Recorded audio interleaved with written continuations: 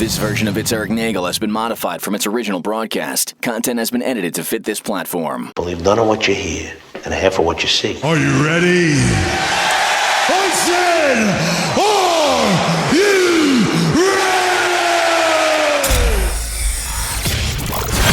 ready? It's Erik Nagel.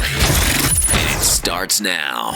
Ladies and gentlemen of the universe, the next voice you hear, it's Erik Nagel. You're lucky we're here at all. Thank you, Scott Shannon. Hello, everybody. Welcome to the program. Say hello to Jordan. Hey, everybody. I am he, and he is him, and we are all together here on this fabulous day to do yet another fine quality program, or an attempt at. Certainly as a program. It might be. It's something that's streaming and going out on radio and what have you. So we must be doing something correct. If you're on the iHeartRadio app, yes, you are. You're the one. If you're on Apple, Spotify, and any of the other places like that, please do us a kindness. Go over there. Leave us a positive review. It does help out the program. You can join us live each and every week as we do this show in our live rooms on YouTube and on Twitch, all under @It's Erik Nagel. And if you're on the YouTube side, maybe pick yourself up a membership or gift a membership. You can do that too. I hear other channels talking about gifting memberships. Feel free to throw your money around like the big spenders that you are and give some memberships to other people. You get access to our archives, the satellite years, the early iHeart years. Who knows the way things are going? You might get the iHeart years just in general as a category. And would you kindly a whole bunch of other stuff. And thank you for all being here.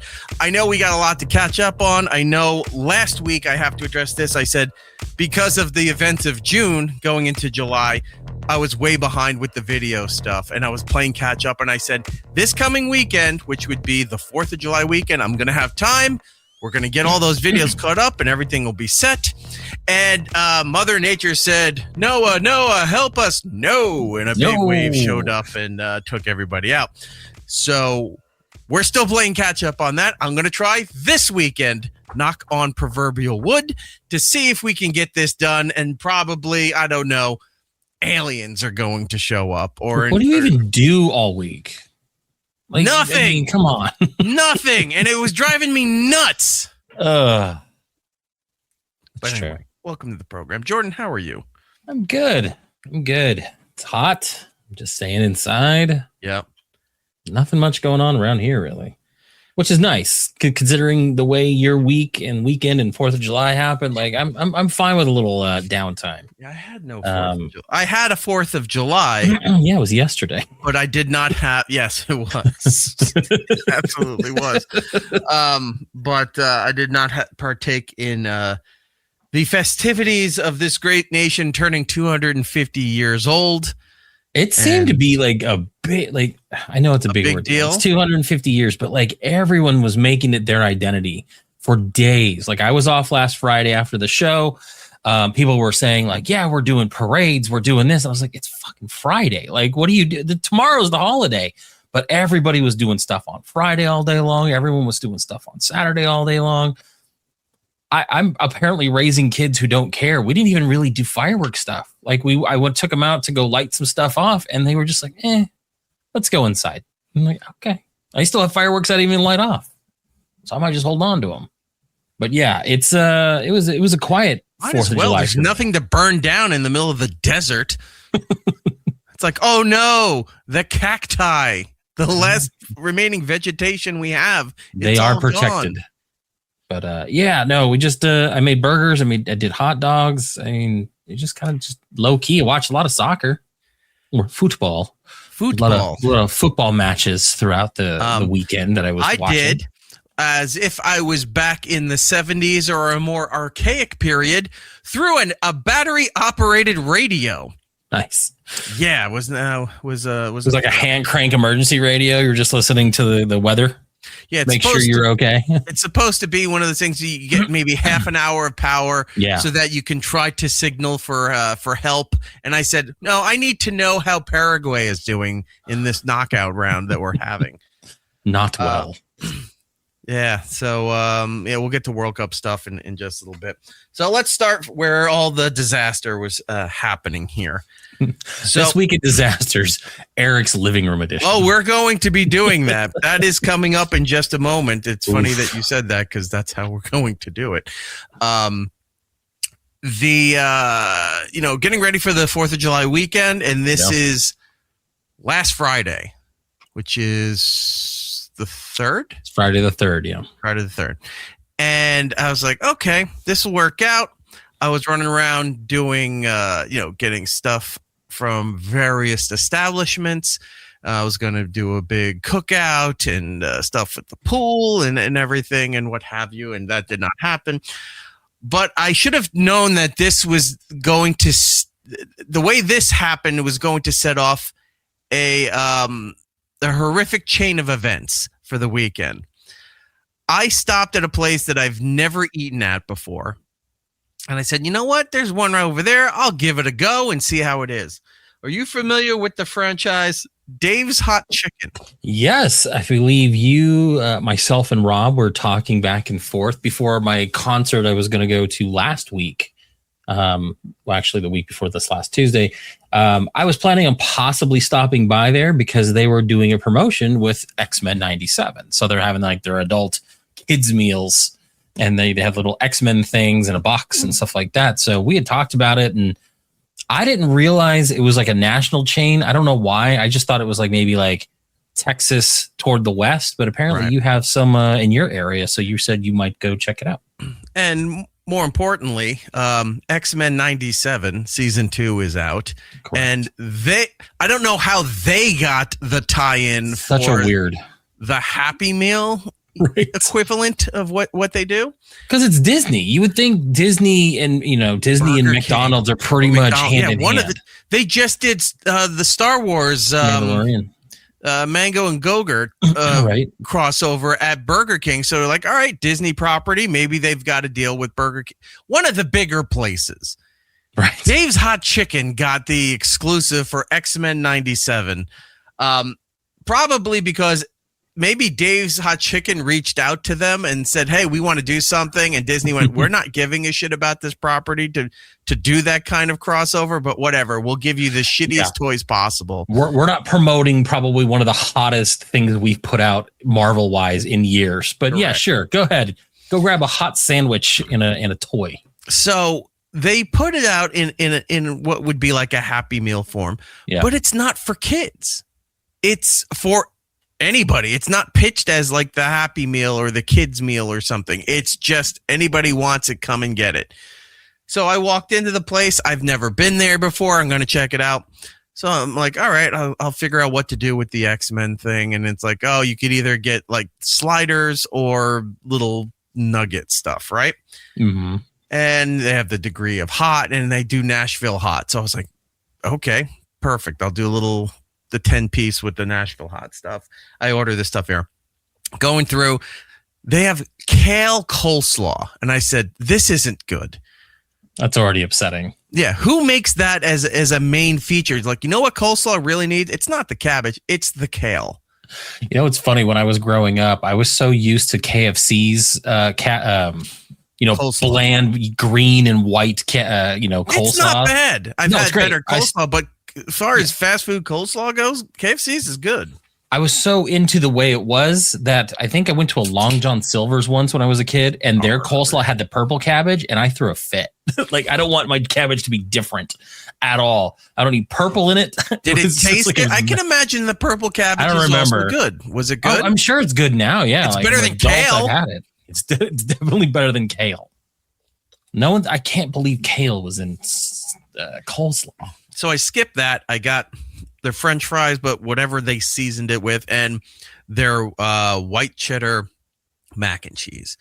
Then I noticed. Are you a coleslaw person though? Because I think I remember us talking about it. I don't remember if it was you or somebody else that doesn't like coleslaw. I know you rail against Raising Cane's, but that's just overall. So I wasn't sure because their coleslaw sucks. Oh yeah, it's not great. It's bland. You want to talk about bland coleslaw? KFC's coleslaw far superior than Cane's. Mm-hmm. Anything far superior than Raising Cane's. Anyway, so I get the stuff, And then I noticed they don't serve you a drink with this. You had to buy the drink separately. And I'm looking at this and I go, what? Like you get this kit, this coleslaw, not coleslaw, the kids meal, adult meal, whatever this shit is. Oh, we don't do beverages with that. You got to buy it separate. So buying the meal, buying the drink, and then an extra thing of the little sauce next to it, $21. That's crazy. Now, were you doing drive-through No, it's a walk-in place. It's in like a chain of stores in this like kind of outlet mall kind of thing. Gotcha. And I looked at it and I'm like, this is problematic. And it was, because then I'm waiting around and they say, okay, we got your stuff here. We'll let you know. And I'm trying to find if we had in our group chat or not the photo I took of the tray. I don't know if I just sent that to you or if I put it in our chat thing. Well, I'll go. I think you sent it just to me. Okay. Put that up. What you're talking. I'll find it, but for now we'll put that up there. There's the meal. That's what Erik wanted to get. Yeah. And that look at that sandwich. It looks like it's a big full-size sandwich. They're sliders. They don't do the big full-size. I could see the kale. Like if that's what's on that sandwich, you could see it's too dark to be just coleslaw. Yeah. It's not good. So I can't find that fucking I'm looking photo just for keep the talking life about your of terrible me. experience. Oh, I found it. I have to transfer it. Apologies. So anyway, I am waiting for my food. My food shows up. I walk over, and I got to say this. The manager of the place and the people working there were extremely nice, very polite. The place is clean, looks lovely. No problems with the establishment in that sense. The food is extremely salty. Is it? The mac and cheese just tasted like you're licking a salt lick. Whatever they put on the French fries was extremely salty. Not even like spicy in the right kind. Look up. There it is. Thank you. They hand me the meal. Let me push that down a little bit. They hand me the meal. They don't even put it together. I was gonna say it's folded up.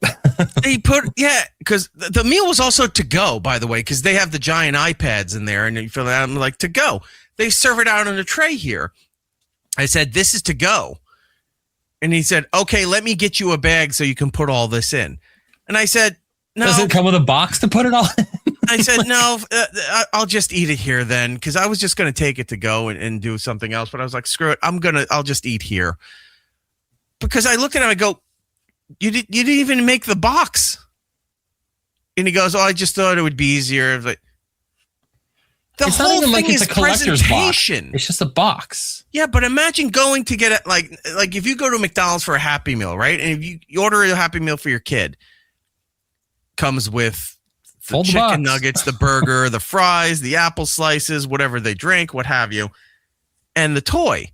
Imagine they just threw it all on a tray and handed you the unfolded Happy Meal box.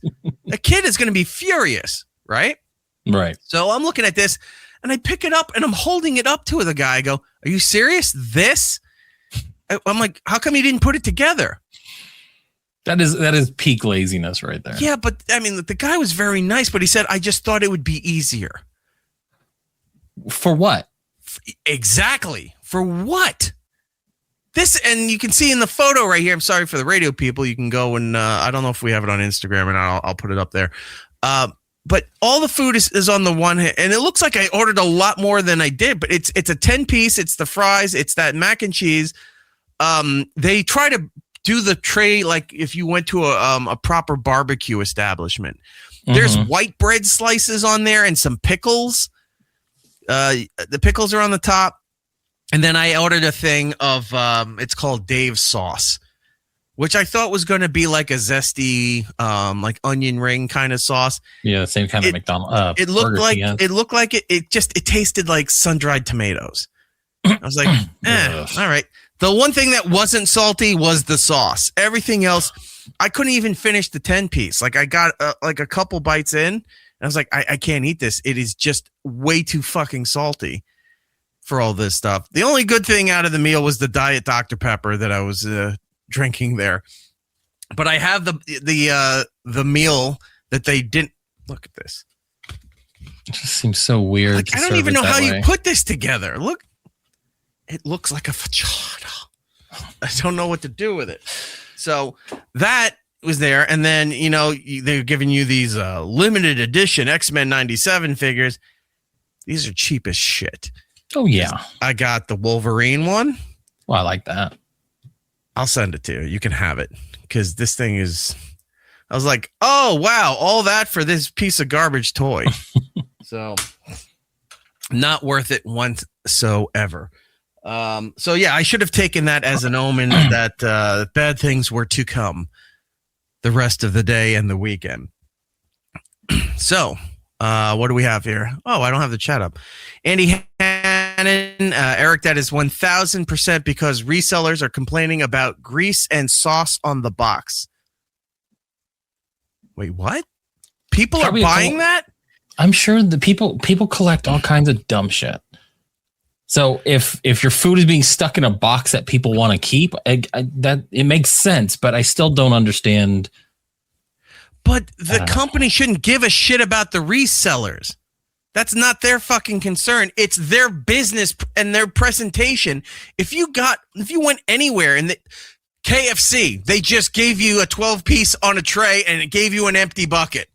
And you go, here you go. Piece it together yourself. Do I work here? No, I do not. Put my meal together and put it all in a bag so I can take it. That's why I don't do self-checkout either. I don't work there. You check out my food.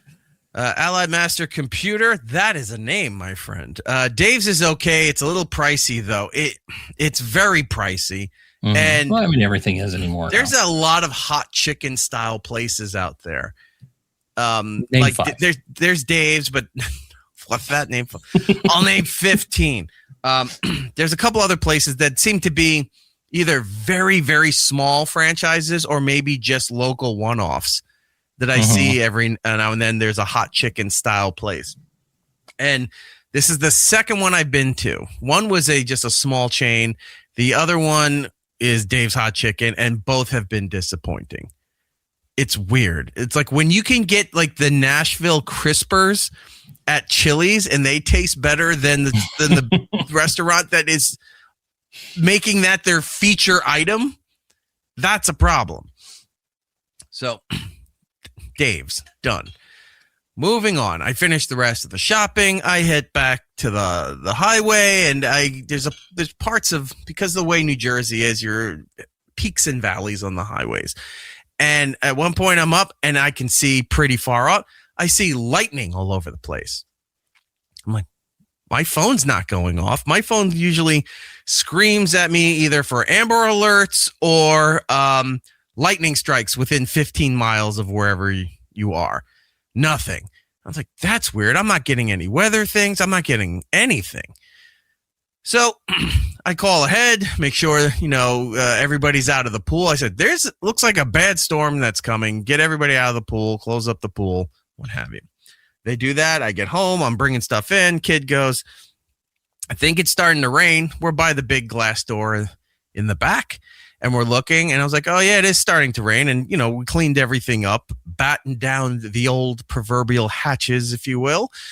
And I'm standing there, big glass door with the kid, and I kid you not, it looks like the storm from Fortnite coming in. It's just a gray wall that I see moving through the backyard to the point that I can't even see out the door. It was that bad. And within 20, 30 seconds, I hear this loud bang. And it's obvious something outside blew up. So I go to the front of the house and I go and look. All the power's now out.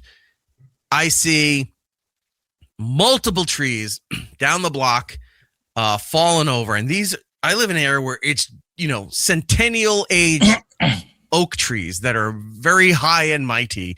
but they've outlived their usefulness and they fall down at the slightest gust. Bunch of trees falling down, crushed one car. I saw a transformer hanging off a power line. Which one was it? It was Bumblebee. And I was going to, no, it might have been Jazz.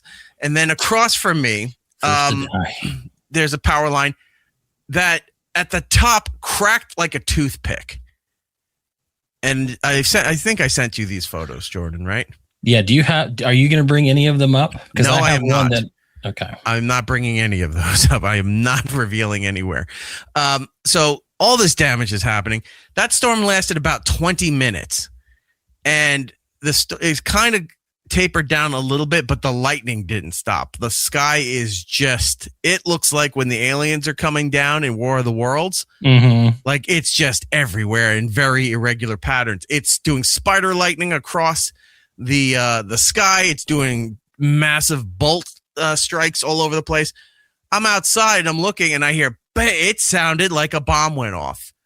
And I guess like several blocks away from me, it cut through a giant oak tree that the oak tree, it split, fell in through a 2-story house. Jesus. So not just like my neighborhood, but all the surrounding neighborhoods in my area, most of North Jersey going into Central Jersey, going down to the shore, all this damage, a lot of people hurt, everyone powers out, and then by the shoreline, everything, all this flooding is happening. I was going to say, you told me a story. I think one of your neighbors, like their kid went out to get in the car. Oh, yeah. So seconds.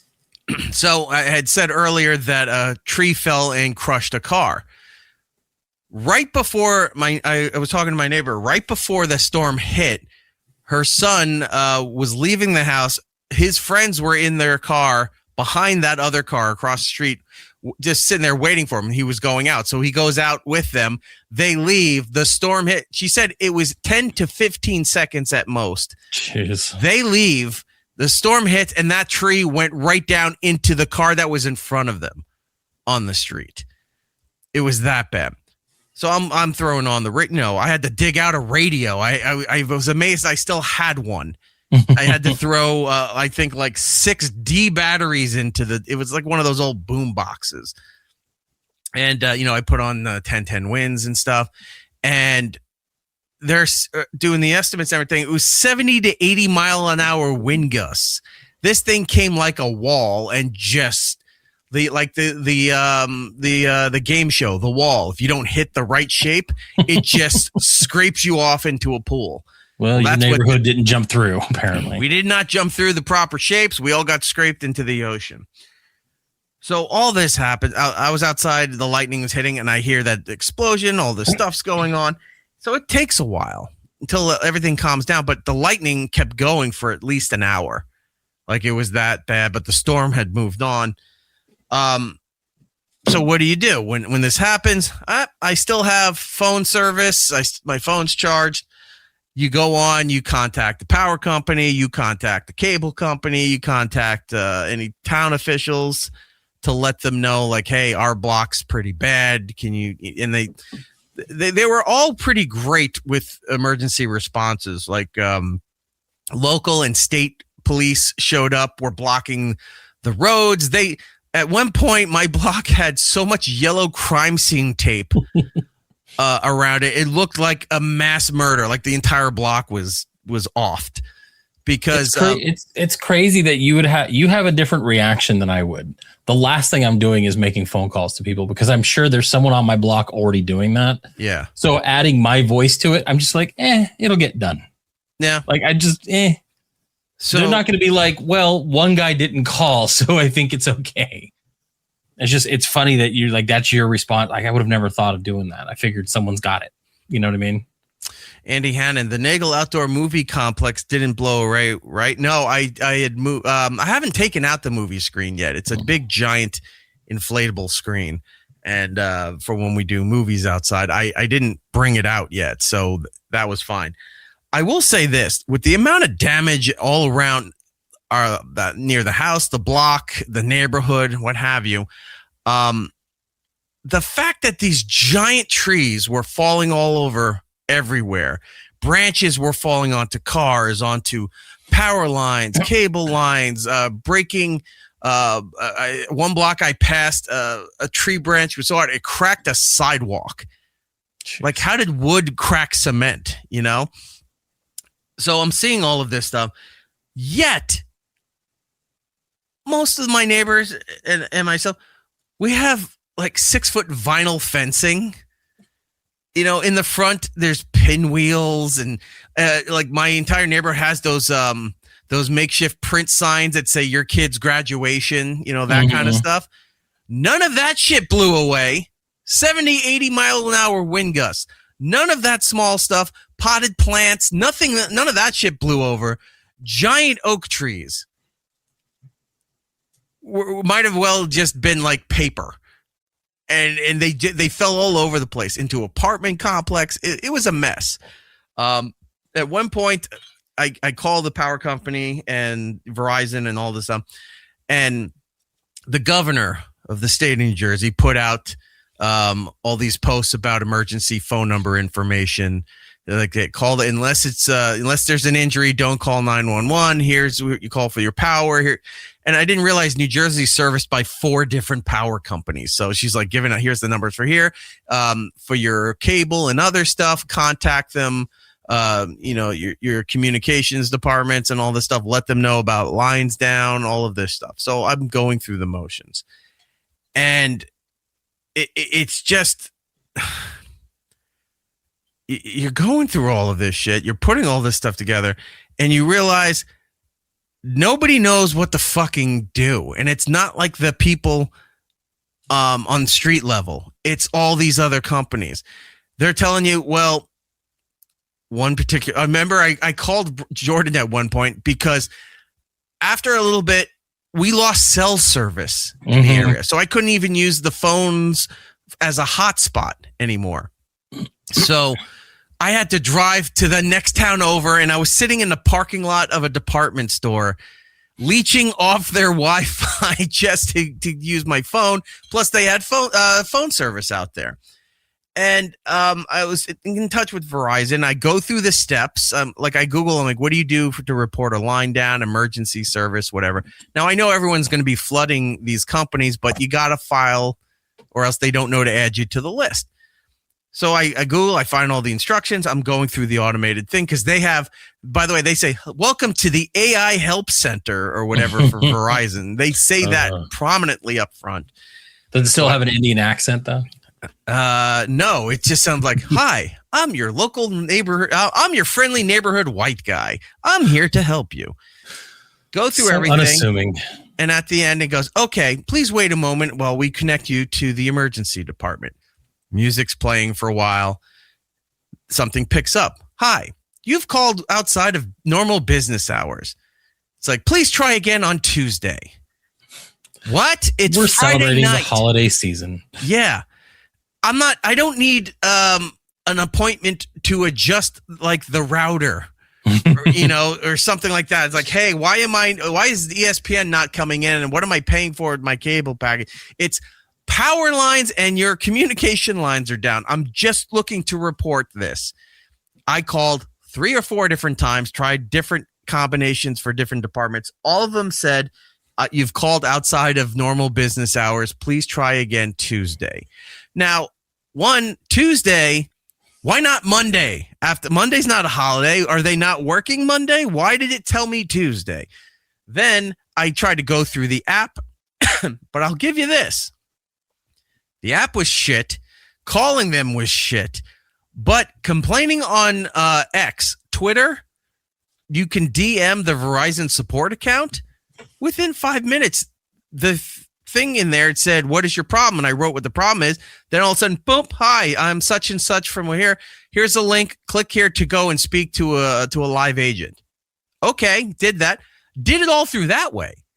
So if you have Verizon, maybe AT&T, maybe other services have that, but going through Twitter, X, no matter how you feel about the thing, was the easiest way to get it done. Trying to call them directly through their app, through whatever, did not work. Screaming at them on social media seems to work.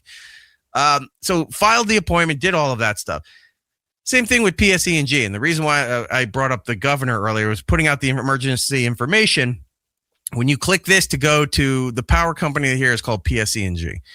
And it says they have no, not them. The state of New Jersey has an emergency tracker. So you go to this website and it tells you the total amount of people in the state that are without cable, without power, without whatever. And I'm seeing it's like over 400,000 people don't have power that have, or at least that has been reported so far. Okay. So you get to, and then it breaks it down by which power company in which region. So I'm seeing my thing here. They had like 200,000 in my area. And I will say this, as the days were going by, I was seeing massive declines in PSE&G for them getting out there to do all of this stuff. Now, I put all this stuff in. It says they'll have it repaired by 8 a.m. tomorrow morning, which you know is a lie. That's not happening. On the 4th of July. On the 4th of July, correct. So that doesn't happen. Then it says 6 p.m. I'm like, okay. Throughout the day, nobody shows up. Says Sunday, 11:30. Okay. We have the emergency vans there with the yellow lights, but they're just sitting there near where the damage is. They're not doing anything else. You don't see the, they used to be called cherry picker, bucket trucks. Mm-hmm. You don't see the bucket trucks. You don't see any of this stuff. But Saturday night, you did see on 4th of July, I'll give them the credit, whatever tree cutting service that the state, county, whoever brought them in uses, got chopped down 2 giant trees, the one that was kind of tilted over and the one that was on the car. Cut them all up, cleared all the branches and everything. Didn't take the trees with them, though. Stacked them up like firewood in front of this person's house next to the car. So you could go over there and you're just seeing, like, these tree trunks are maybe like bigger than that, 4 or 5 feet thick, like wide. Mm-hmm. Stacked up nicely, like in a triangle. And I said, that's impressive. I wish they would have taken this out of here, but that's still, it was nicer than it all being in the street. Power company finally shows up on Monday, because Sunday night I noticed, I'm going through the tracker and they have a map and you can see all the outages in your region that are reported. My entire town was wiped clean. I go, that's not possible. I've driven around many gas station trips to fill the generators. I was hitting the gas stations, I think, twice a day. This was the only time Erik could communicate with us. So, like, when I left town to go get gas. So he would have to leave town and he would send me a text, or he gave me a call, give me the update. At one point, like, he gave an update, and then later that day, like, you know, if he's at home, he's dealing with stuff. You can't get anything. And this 4th of July is going on.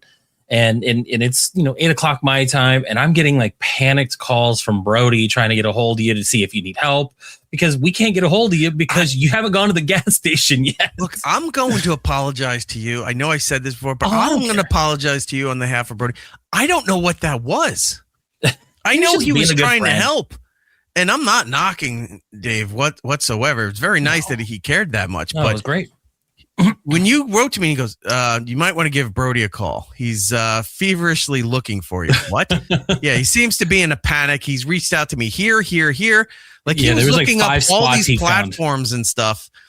Yeah. He got me on TikTok. He got me on Instagram. He went into Discord. I call him and I go, it's all over, what's the problem? I thought something happened to him. You know, I'm like, what's the problem?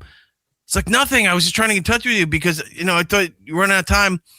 Because I had made mention to him at one point. I said, this is going to be a problem because with the power out, the dog is on some medication that has to be refrigerated. You know, stuff in the fridge, the freezer. I got 2 fridges and one of those storage freezers, hunter freezers. Look at this fucking guy. Yeah, old Erik 2 fridges over here. And so he thinks, like, I'm in a panic because of the dog's medicine and other stuff, that if I need to get it refrigerated, I could bring it over. Right. Like, he's got the extra fridge, because around here, a lot of people have 2 fridges. They have one in their garage and one in the house. Right. And he's like, oh, you could use the one in my garage and stuff like that. And I said, no, I'm good. I said, I was trying to calm him down. I was like, Dave, if that was the case, I just would have went to 7-Eleven, got a bag of ice, and threw it in the cooler. It would have been fine. But it was very nice of him to. No, it was. But a bit unorthodox way of trying to find out where it was. There's a number of ways, and good for him. That was a lot of work on his part to try to literally give me a heads up on 5 different social media platforms. Yeah, I was like, all right, man. And I thought maybe like something was wrong with my phone because I kept seeing the same message pop up, but then I didn't realize it was coming in through different sources. Right. So like he had a copy paste for me and just kept doing it. I'm just like, did Erik die? What happened? And then I thought I died the way you were telling me about that. I'm like, did something happen to me? I was like, oh no, did I not get the newest update? What happened to me? Am I okay? Has anybody heard from me? Erik is apparently not, on because his generator in the garage. Yeah. Apparently not, because apparently where I lived, remember that show on CBS, The Dome? Where some dome just fell down out of nowhere and this whole town was trapped? Yeah, you were just in the dome. That's where I was, because it made no sense. And I had families with us, and I said, all right, we're going to go do a run real quick. You want to come with me? Yeah. So a couple people came with me. I said, watch this. You know how our phone service. Now, yeah. I'll say this, AT&T's phone service, which AT&T sucks in the New York really metro area. It's predominantly Verizon up here, right? Mm-hmm. But AT&T still had service. Verizon was, I kept watching my phone drop to a feature I hadn't seen since Hurricane Sandy, when it went SOS. Yeah. So I'm like, sorry, you can only call 911. Watch this. Watch when we go over this street here, past the light into the next town. Watch what happens. We all held our phones out. We drove past the yellow light, went into the next town. Bang, 5G, full everything showed up. And we were all like, how is this a clear-cut line? Like, I could see it gradually. Yeah. But it was like this block was a clear-cut line between phone service, no phone service.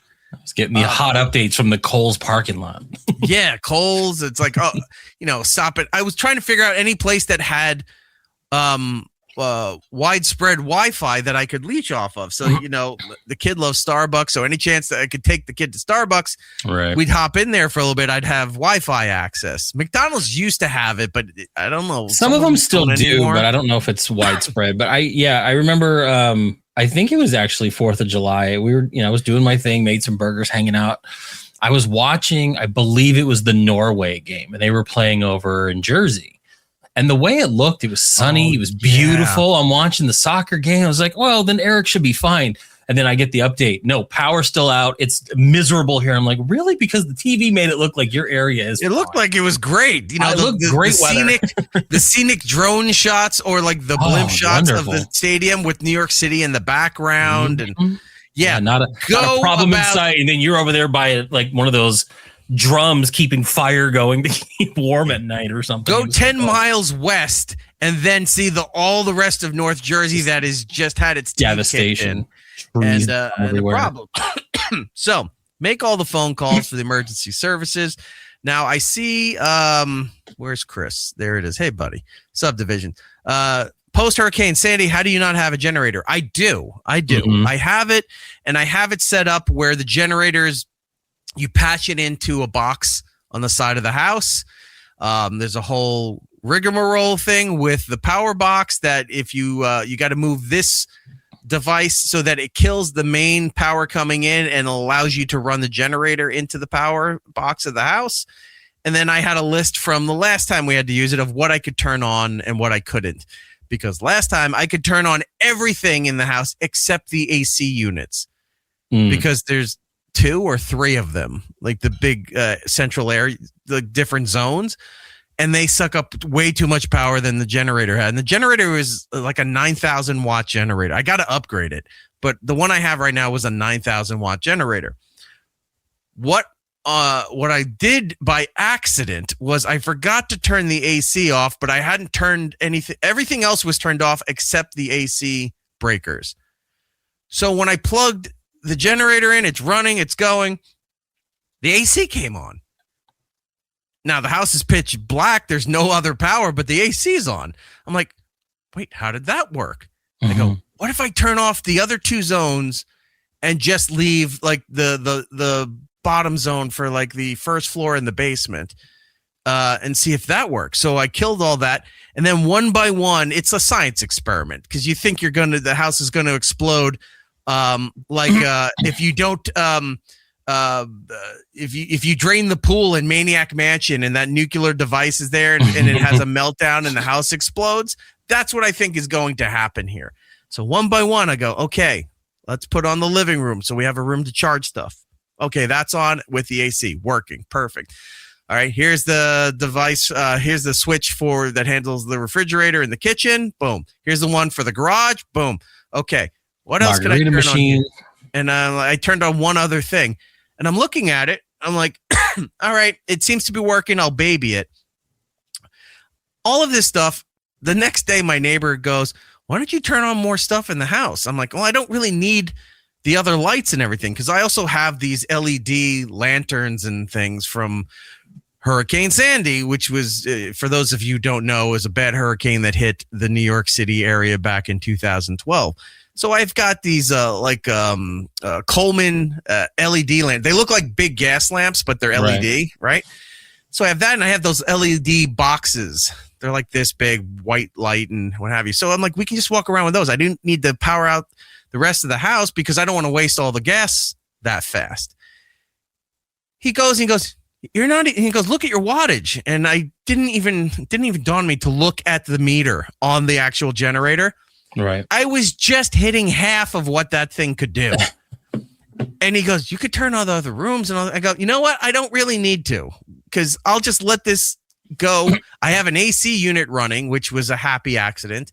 The fridges are going. I have one room that can turn on a television and the AC stuff. I close up everything. I go down to the basement just to check on the AC stuff, right? Because I hadn't been down there. I looked. As I'm walking down, all of a sudden my phone started all this stuff's going on. I go, what the fuck happened? And I pull the phone out of my pocket. I have Wi-Fi bars. I'm like, wait, how is that possible? Is something down here on this? So I go, because I have the Fios box is in a utility room and where the AC stuff is. And I'm looking and I go, oh shit, this is on. Oh shit, the Fios stuff is working. Now I have lines that snapped. Everybody has lines that snap because it's an archaic system. I think I saw Tom from Alberta had said somewhere earlier in the chat that you have here it is. Your power lines are above ground. Lame. Yeah, they've been that way for over a century because they're just too lazy to dig everything up and do it the right way throughout most of the country. So I have Wi-Fi. I'm like, oh shit, this works. I have the TV on in the living room. Put it on there. Oh, Apple TV's working. The apps are working.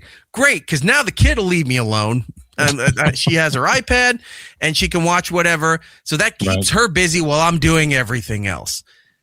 So I learned that lesson. I was like, all right. And I wrote it down for next time on the power box and with the generator. Here's the combination of stuff that works. Get this going. I'm doing gas runs twice a day. I have these giant 5-gallon gas containers. Every time I went back to the gas station, the guys were very nice. And they're like, you still don't have power? I go, what? I don't know what to tell you. You're like, no, now I'm just hoarding. Yeah, I'm hoarding gas.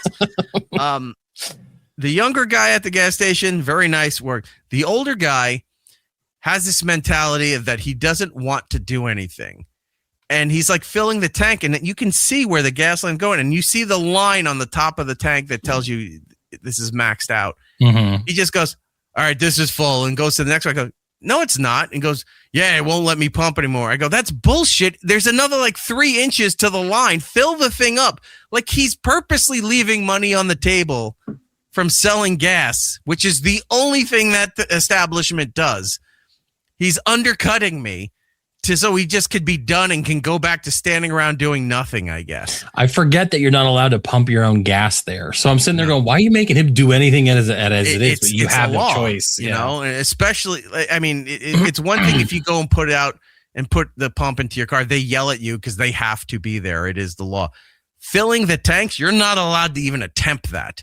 Jesus. So I bring the tanks, I open them up, I leave them down there, and I got to just wait for them to fill the tanks up, and they give me, you know, the card back and what have you. So I was getting about 10 hours a tank on this thing with the combination I have. Intersects here. And it's like, I'm sorry, it's the law. Are you kidding me? No, it's the law, my friend. I think it's like that, and Oregon does the same thing, I believe. Yeah, New Jersey has always had that. You're not allowed to pump your own gas. It was a Retail Gasoline Dispensing Safety Act, and it was passed back in 1949. Yeah, it's been a thing forever. Which has led to such clever T-shirts that you see on the shore every year. We in New Jersey, we don't pump our gas, we pump our fists. And I was like, I want to pump lead into you if I see you wearing that shirt. I want to pump air into my veins so I die of an embolism. Correct.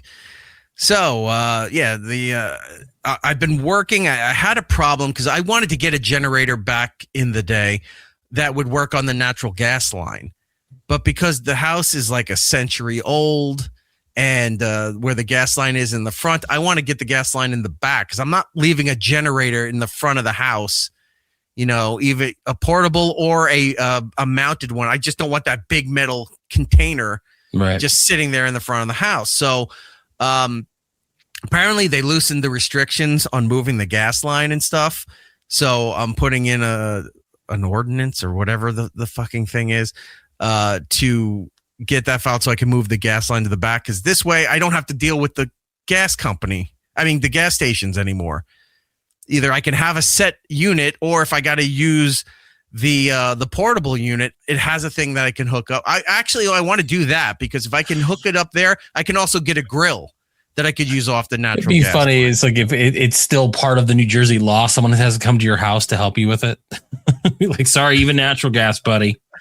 It's like the guy standing in your backyard waiting for you to do stuff. I can't grill the steaks until this guy turns on your gas line. His whole job is just to turn the little valve like you would with the hose. Bill.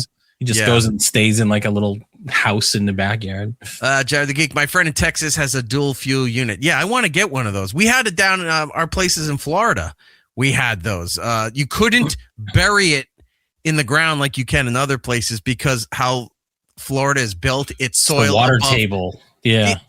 It's a giant water table. And essentially, Florida, being a peninsula, is just a giant sandbar. Yeah. Even though there's grass and lawns and everything, you go down about 3-4 feet and it's just sand. So can't bury it, but they look like these big green military hubs on the side of your house, which was great because, Florida was prone to storms all the time. So you lose your power. In 30 seconds, you hear a noise and then bing, and then everything kicks in. And now the house is being powered again. So I want to try to get one of those, but maybe I'll get the portable, the one with you can hook up to it so I can use the grill there. I don't know. I got to figure it out. I'm allowed to do it now, finally.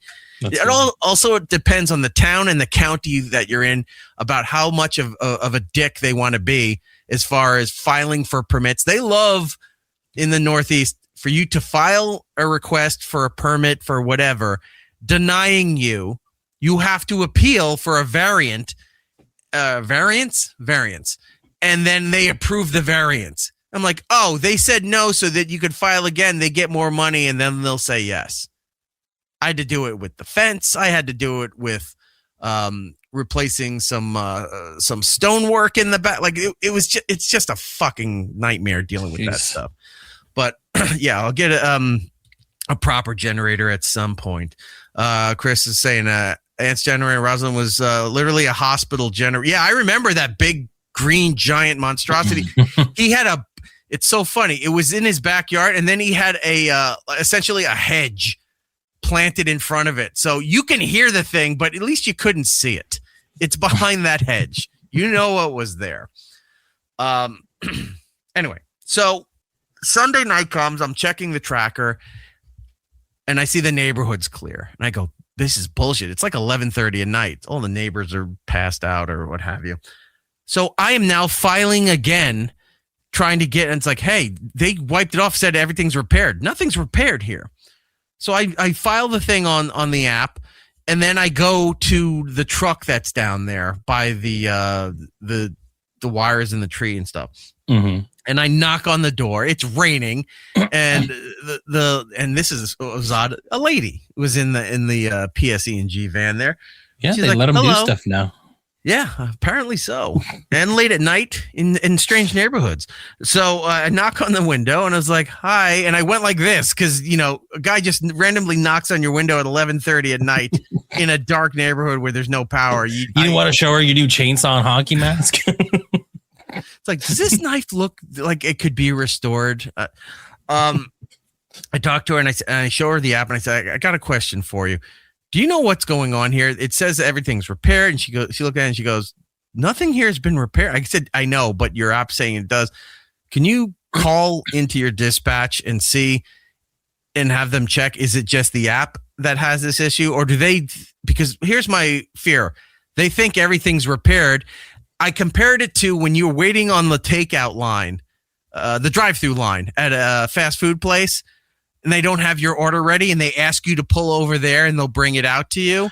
Oh, now you're appealing to me. Now I understand what happened. Because they don't want you to sit there with the timer going on, because that goes back to the company, and you get in trouble for the long lines, times for the lines there. That sometimes you pull off to that parking lot, they forget to bring your shit out. You got to go back in there and go, where's my stuff? I was afraid that they wiped it off the thing just so it didn't look like stuff was still pending, and they would have forgotten about this.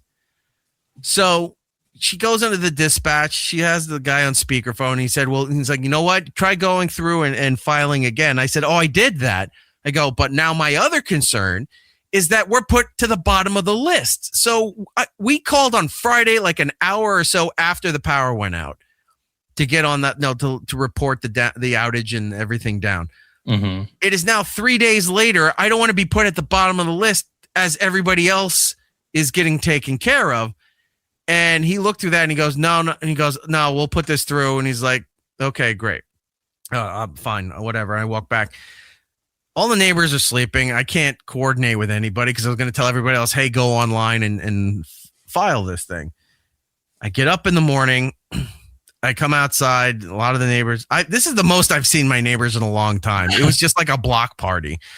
And talking with them, and one lady had been on the phone since 7:30 in the morning with them, screaming and giving them hell. And within 3 hours, the first truck started to show up. It's real quick. It's funny that you say that it's the most that you've seen your neighbor, because that's the same thing that happens in my neighborhood. Storm comes in, knocks out power. And if especially during the day, all you see is like, I'll go out and be like, wow, power's out. And I'll go out and look, and you'll see the other people coming out of their house, and everyone's just kind of looking around, looking at each other like, is power out? Did your power go out too? It's that collective, like, wait, is yours doing it? Is yours doing it? Okay, cool. And then we all go back in our house. It's like the Simpsons episode where they took out the broadcast tower in Springfield, and all the kids are walking outside going like this, and they're like, oh, the sun, and they're realizing they could play outside.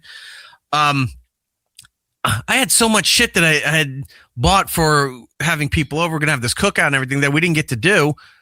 I just talked to a couple of neighbors. I'm like, let's just wheel the grills out here and let's just cook for everybody. And we did. So I had these big packages, and you can look these up. I mentioned them, I think, last time. The windmill hot dogs, which are about like $50 thick and about 12, 14 inches long.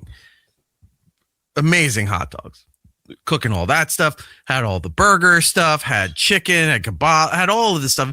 So everyone's 2 or 3 grills out there. We're all just grilling stuff up and just passing around plates and stuff. Like it was a big summertime cook-off. That's cool, though. I mean, you had to, or else, some people didn't have generators, so their shit was going to go bad. I said, let's just cook everything now, and hopefully somebody takes it. We're offering food to all the cops, all the emergency services. Like, we got a ton of stuff. Go over there to the table, help yourself. So they're taking bottles of Gatorade and food and desserts and all that stuff. Yeah, but my brother gives a brisket to a guy at a Buc-ee's, and Eric throws his hands up like, what the fuck are you doing? It's like giving money to like a drug addict in the city as they're passing. And it's like, they want money for food. They're not spending it on food. So yeah, throw it at him. Kick that bum while he's down. So then Sunday night, another storm's coming, and now I got to figure out, like, shit, you can't run the generators in in the, like a little bit of rain, it's fine. It's meant to be an outdoor thing. But if it's going to be a downpour, you can't run a generator in the rain like that. So I made a makeshift shelter for the thing so that it could run through the night. Other neighbors didn't think to do this, and they flooded their generators. So in the middle of the night, they're losing any kind of fans that they had on or whatever, and they woke up. So because we had 4 days of 100-degree or higher temperatures while all this was going on. And I was not going to be sitting there sleeping with, now that I accidentally have AC and I accidentally have internet, which I didn't tell anybody else, by the way, because everybody else had their Fios lines ripped down or whatever. Mine, I guess, is underground. It was working, and I didn't tell anybody. And I told the kid, I'm like, do not tell anybody you're watching your iPad. I actually like when, like, I know that, you know, things are rough for you, but you're okay because you sent me this. You're like, it hit 100 again today. This has been keeping us alive. Power move to 11:30 a.m. tomorrow to be restored. Instead of saying, well, I'm glad you're okay, I put, well, then there's zero excuse for you to get the show out. What are you even doing all day? Yeah, I didn't. I'm like, I'm turning tragedy into comedy. No, I killed the whole studio because it was just like, I'm not doing any of this stuff. So yeah, it was raining, pouring, old man is snoring. Monday comes around. The lady down the street was screaming at everybody that would answer the phone for these services. They show up, and by 4, 5, 6 o'clock at night, I got power back. Yeah. So I don't know. I had to tell a neighbor, I said, because we have the generator, he didn't have a generator. So I was giving him extra work to do. I said, if you could do us a kindness, you'll know that the power's back on before I will, because I have the kill switch for the outside power system. I'm like, could you just, let me know when the power's on and so I can switch everything over? Yeah, no problem. Well, he didn't have to because they got the power on, and I guess one of the service workers was walking around knocking on everybody's door. Came to the side of my house, not even the front. Just walked up the driveway. I guess went to look in the backyard because that's where the generator is, seeing if nobody's there. Going back down and hit the side. Started like back fisting the side door. Boom, boom, boom. I'm like, what the fuck? No one knocks on that door. So I go all the way to. I'm like, I walk down to the side door. I'm like, hello. Power's back on. I can't be a dick to the guy. He just said power's back on. I'm like, it's the greatest sentence ever. On. Like he's annoyed, right? I go, okay, thank you very much. So I'm like, oh shit, I'm seeing the power on. I make the adjustments. I move everything around, kill the generator input to turn on the main power grid, and I disconnected the cable from the house. But I still have gasoline in the generator, so I got to let it burn out before I can put the generator away. Turn the house on, everything's back on, all this stuff here. It's not connected. Half an hour later, banging on that same door again. I go, who the fuck is this now? And I'm like, no one goes to that door. Why is this door being used? So I go back to that door. I go, hello, it's the guy again. He goes, is your generator, he's like, your generator still on? Yeah. Your power's back. And I said, yes. So he's very concerned about your needs. No, I was going it's to all those be an phone calls asshole you made to him, in the but city. I realized quickly, I'm like, oh, he thinks I've got the power and the generator on at the same time, which could blow the fucking box. Sure. And I said, I know, I made I shifted everything over. It's not connected. I'm just burning off the fuel. And he went, okay. And then walked out. Like, he was a very gruff man. So whatever. He walks away. I'm like, all right, there's probably about another hour or two left in there. It goes another 4.5 hours that the generator's still running. We've got power. I saw a neighbor. All our cars were down a couple blocks away because they blocked it off. So I needed to have a car available. I go down the other way to get my car. I see a neighbor over there, and he goes, is that your generator right here? Yeah. Why are you still running the generator? I go, it's still full of gas. I can't put it away while it's, it's still got a tank of gas. So that ran off. I waited for it to die. I'm like, great. Then I had to wait 2 days for the rest of the gas that's in there to evaporate. like I said, I don't remember. I must have done all this wrong the last time because I was like, I don't know why this is taking so fucking long to do this. But, you know, you open up the gas tank. I have an umbrella over it so that nothing's falling into it there. 2 days later, it evaporates. I seal it up, put it away, and we have power. So, yeah, it was a disaster. I missed all the 4th of July stuff. The kid was not happy. I was going to open the pool. Couldn't open the pool. So the kids kept saying, why can't we turn on the pool? I'm like, open up the pool. I go, you can go in the pool. It's going to be freezing. 1, because there's nothing heating the pool. 2, there's nothing cleaning the pool. So, you know, you can only skim so much before like algae or whatever sets in. And so I'm constantly shocking the pool because stuff is still falling from trees and those stupid lantern bugs are dying. They go to the pool to die for some reason. You know what I'm talking about? Those. Do you have the lantern? No, you couldn't. Probably they're probably too hot. They're an invasive. About like fireflies, like lightning bugs, or like the lantern flies. Lantern flies. Okay, I've seen them and I know of them, but yeah, I don't know if we. They're black with white spots, and when their wings open and everything, their body's like blood red. Right? Yeah, we don't have them here. It's too hot. Yeah, so they're an invasive species. They tell you every year to kill them on site. I think I remember that last year or the year before. They're like, they squish them, kill them, do whatever you got to do. They love just killing themselves in the pool for some reason. They flock to it every day. I'll go in there. I'm like, there's all these dead lanternflies. So I'm sitting there, I'm skimming them up, and I huck them over the fence into the street or to the park or to wherever because I'm not taking care of this stuff. But yeah, couldn't use the pool during the whole time. It was just a mess. So then, yeah, I remember I checked in you on Saturday, 4th of July, asked if you were alive. You're like, kinda. I think I almost had heat stroke today. Oh yeah. And then you're like, and you were telling me what was going on and things like that. And this made me laugh. And I didn't want to laugh at your situation, but you're like, all this proves is I won't survive in an apocalypse. I was like, yeah, I did realize your survival skills maybe not up to par. Yeah. If the generator was not there was no way I was going to survive 4 days with all that. So yeah, I think my direct quote was, there's no way I'll survive an apocalypse or EMP. Yep. Because I just am not built that way for all this stuff. So, what else happened there? Oh, the heat stroke thing. So Saturday was really bad, extremely humid, over 100 degrees. I'm constantly outside. That was the day I was picking up the big tree branches and sticks and stuff that were in the gardens, in the backyard, in the front yard.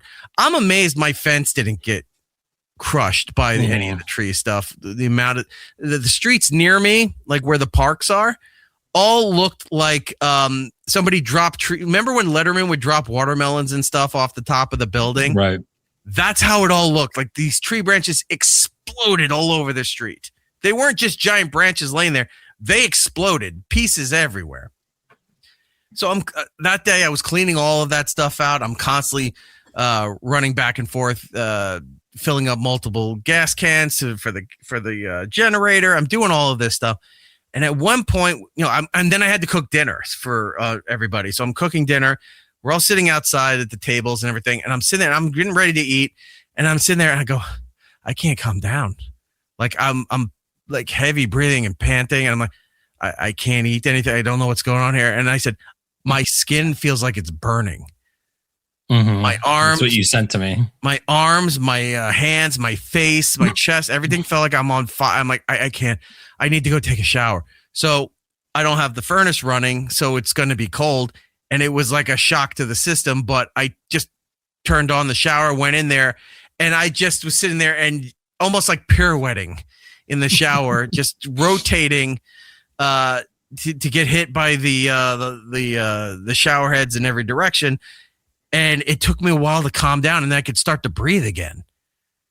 And, I was in there. I just stood there and let freezing cold water hitting me. I get out, I get changed and everything, and I'm sitting down. I'm still feeling kind of fucked up, like almost nauseous, and just sitting in the couch and everything. And my mom she goes, I think you might have had, you're going to have heat stroke. What? She goes, yeah. I go, I wasn't out in the sun directly. And she goes, no, but the 100% humidity, 100-degree temperature, all of this stuff. So I had to go and look it up online, and I'm like, oh shit, I almost did. So I was lucky I caught it and went to into the shower to cool down everything. But yeah, it's like your body just doesn't know how to cool itself. Like no matter how much like you sweat or even get it in the shade, it's just it's the worst. Yeah, I drank an insane amount of. I was rotating because it was so bad. Water and those liquid IV things. Mm-hmm. So I had like one during the morning. You're only supposed to have like one a day, it says. But I had one in the morning, one in the afternoon, and then depending how bad I was at night, one in the evening. But like I'd have that in the morning, then it's bottles like this, these 32, 40 ounce bottles with that and just with water. And I went through like 6 or 7 of these a day because of all the shit going on. But lo and behold, everything worked out good. When the air came on, I quoted Azrael from the movie Dogma. No greater sin than central air. And when everything was right with the world, we got cell phone service back. Everything was going good. A bunch of texts from Big Kev asking me if my power was on yet because there was bonus stuff going on in Fortnite. And I told Jordan, I go, this is all he cared about. I was actually more, I think at that point, more upset that was, I was like, are you kidding me? Like, this is his focus is that you're going through the Jersey apocalypse, can't get your power on. And he was wondering if you guys can help get sprites for his character. Yeah. Well, your power's on. Are you going to be on later? And then I go, Kevin, are you serious? I'm dealing with all this. And he goes, okay, I'm sorry. And then, a little bit later, because there's a power hour thing going on right now. I'm like, God damn, He's like, he finishes a sentence that you hadn't talked to him in like an hour. I'm pissed off and laughing at the same time. Like I love you have Kevin, to if you're watching this, but I'm pissed off and I'm laughing at the same time. I go, he doesn't give a shit. But he kind of does. Like it just whatever. So all that happened. Now I was looking for footage and stuff to show you some of the shit that was going on here. Some of the really good clips I had, like I was doing, I was marking. I'd find them on my phone and I'd have to email them to myself because I can't do anything. I had no computer to pull any of this stuff. By the time I got back to, it was like Monday night or Tuesday when I went to do it. Some of the videos were gone. I don't know what happened, that people are pulling the reels down or whatever. But like I think 4 different great videos that I had, I went there and they were removed and gone. It's like, God damn it. So these are the few that I had here. I wanted to show you something because there was some footage I had of I don't remember which beach it was on Long Island. But everybody's sitting out there and all of a sudden they're just like, nobody thought to get up. Like they're sitting here on the beach, right? And there's the ocean. The beach faces south on Long Island, right? South Shore facing South Atlantic Ocean. They just don't look to the west as this big gray wall is coming. And as it's coming, umbrellas are flying everywhere. People in chairs are falling backwards. Blankets, upheaval, coolers tumbling everywhere. Like everyone was surprised this storm hit them. It made zero sense that nobody was prepared, or at least to get into the car and ride it out. Nothing. Like no one could see it coming. It was just like all of a sudden just dropped on them. And that's one of the videos I wanted to show you. It's like, how dumb are all these people? But alas, that video was taken down, and I couldn't find. I looked around, I couldn't find it again. So I don't have that. But I have this clip here. I want to show you. From Brooklyn, showing you trees falling down within the city area. Take a look at this. Oh my God. Damn.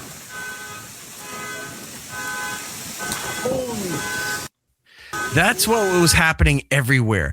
Now, this storm was maybe like the parts with the wind and the rain, maybe 20 minutes. Mm-hmm. I'll say anywhere between 20 to 30 minutes at most. But it was so fast and moved so quick. And when you have 70 to 80 mile an hour wind gusts, it just took down infrastructure and vegetation alike really fast. Look at this one here, too. This one's funny because the lady is freaking out about how it crushed her car right in front of her. Look at this.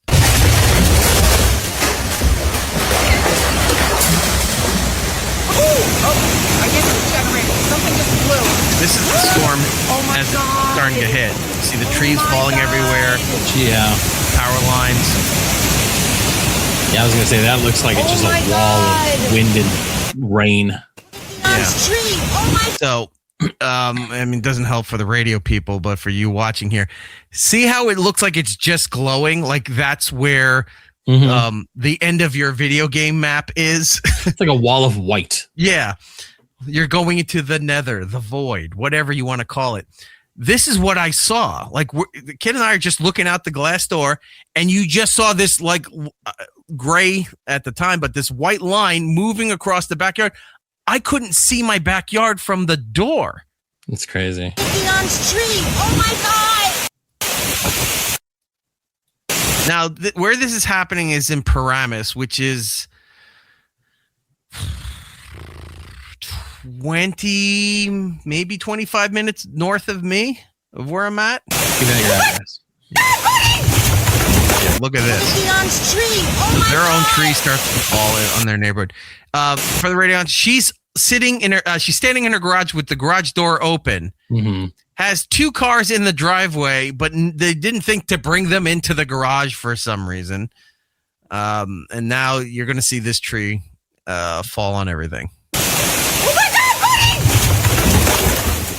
And why is it that, like, I hate, this is what frustrates me.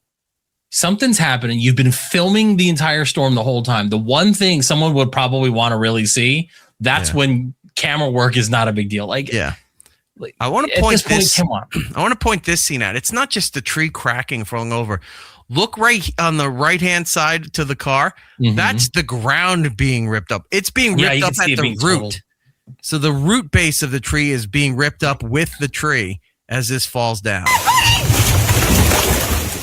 I would be so pissed off that she didn't get the right footage. I'm with well, you. that I'm already mad about. But yes,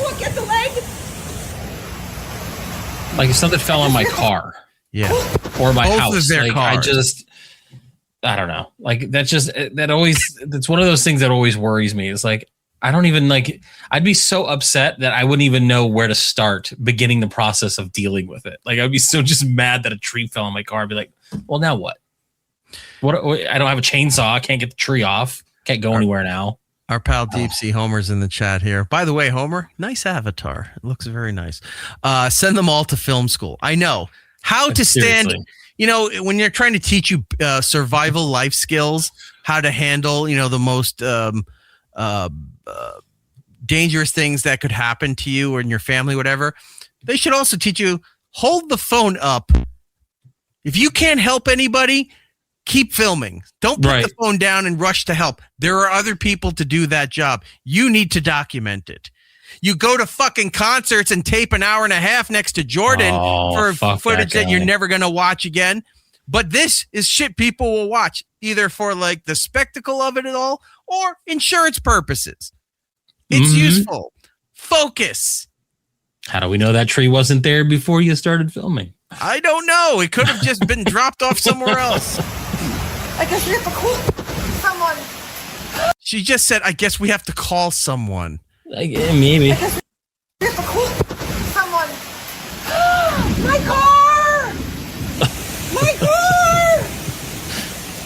The Lexus! Oh, no. The Lexus! Gary, the Lexus is broken. Yeah. So yeah, you could see how bad this was and how intense this storm was as it just came flying through here. Not the Lexus. I know. Fuck the Jeep that's over there. That looks like a modern Jeep. But the let's see. Lenny White, Carl Black. Got it. Okay. Did you see that photo from Giddles? I want to get that in the tattoo. It's so bad now. Yeah. We got to egg him on to get that on there. Please. I want to show you some drone surveillance footage of some of the towns near the Jersey Shore. Look how bad the flooding got here. Wow. Those are streets.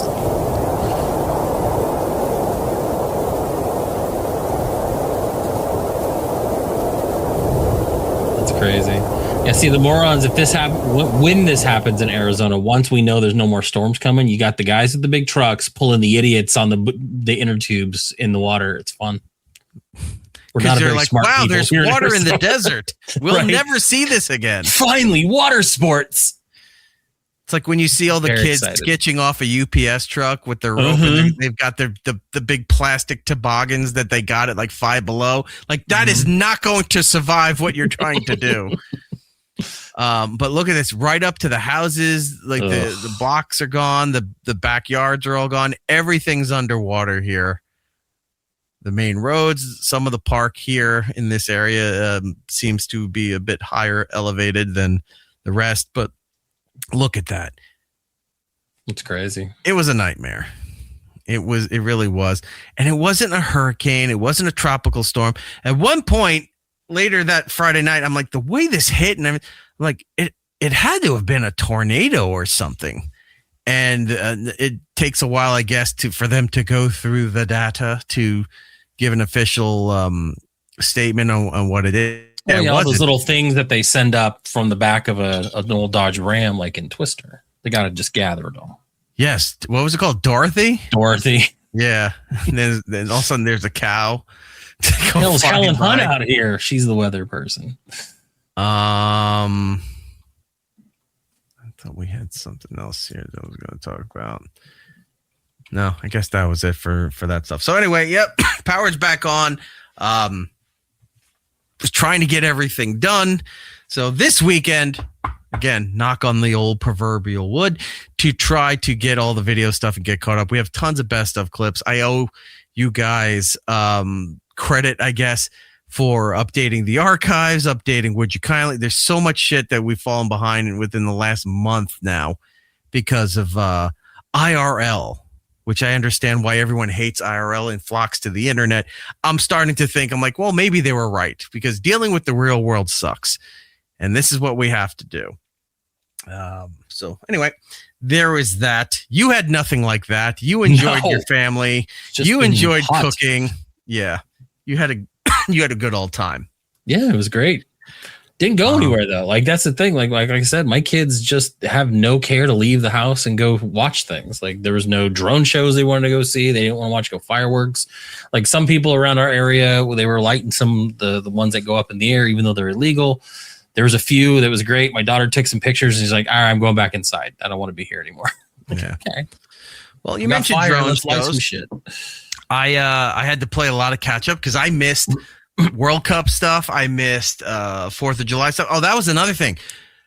4th of July throughout most of the state, all the sanctioned fireworks shows and events all canceled. Rightfully so, because the power lines just dangerous areas, emergency crews everywhere. So every place canceled their fireworks show except New York City, which isn't that far from me. But everything local and smaller all canceled. They're going to reschedule. I don't know if it was my town or if it was the town next to me. An official from one of them said, "Oh, we're going to try to reschedule this for the fall." And I went, "You're going to do the fall of July, 4th of July, 250th anniversary America, like before Halloween? Like that's not going to make any fucking sense." Just shoot them off on Halloween. That would be great. Yeah. Especially if it's a drone show, you can just update some of the images. Intersect, our pal from, I believe, Canada, if I remember correctly. We have a lot of Canadian listeners. I know Cardiff secretly listens. He doesn't publicly say it, but he always messages me the next day on something that maybe like I'd said like under my breath that he caught. Hi, it's Josh. Fun to, like, that try was to a get funny one line. He does. It's funny. I'm like, oh, thanks, buddy. Big Cardiff fans here. Go support him. Cardiff Elect on YouTube and Cardiff Electric on Patreon. Intersect saying, Eric, as a subscriber, I do not give a shit. Stay safe. Don't die. You're surprisingly important to the show. It's Erik Nagel. I think I'm easily replaceable. Jordan could fully do this on his own. In fact, let's figure this out now. Jordan, you take over the rest of the show. I'm going to go calm down Big Kev and hunt for sprites in Fortnite. So I'll leave the show in your hands. Does that sound good?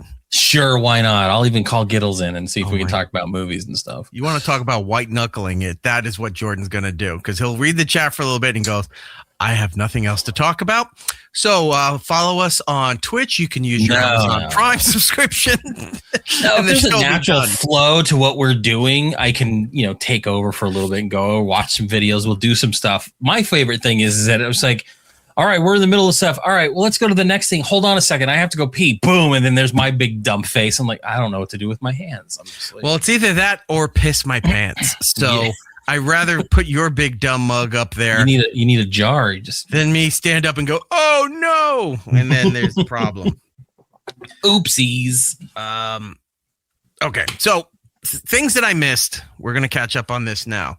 4th of July. So let's go with there. You had mentioned drone shows. I have some footage of some very interesting drone shows. Now, on this show, we are big proponents of drone show activities. Yeah, at this point, hell yeah. Drone shows greater than fireworks shows. Now, the DC fireworks show was impressive. I'll give you that. It was amazing. It was awesome to watch. But that's once in a rare while that you'll get something like this. Local fucking backwoods fireworks shows, sanctioned town and county fireworks shows, even the Macy's fireworks shows, you're just like, I don't care. It's just loud and annoying, and you're playing 1800s, Stars and Stripe versions that nobody gives a shit about. But the drone stuff is fantastic. We've been in awe of what they've been able to do over in China. Like China's leading. It's got some good stuff. Yeah. They do the dragon shit. Japan was doing, remember Godzilla had their 75th anniversary. Was it last year or the year before? It was last year. Yeah. And they did the big Godzilla thing over Japan. Korea does some cool shit with it too. They did the K-pop Demon Hunter stuff because that was their year for.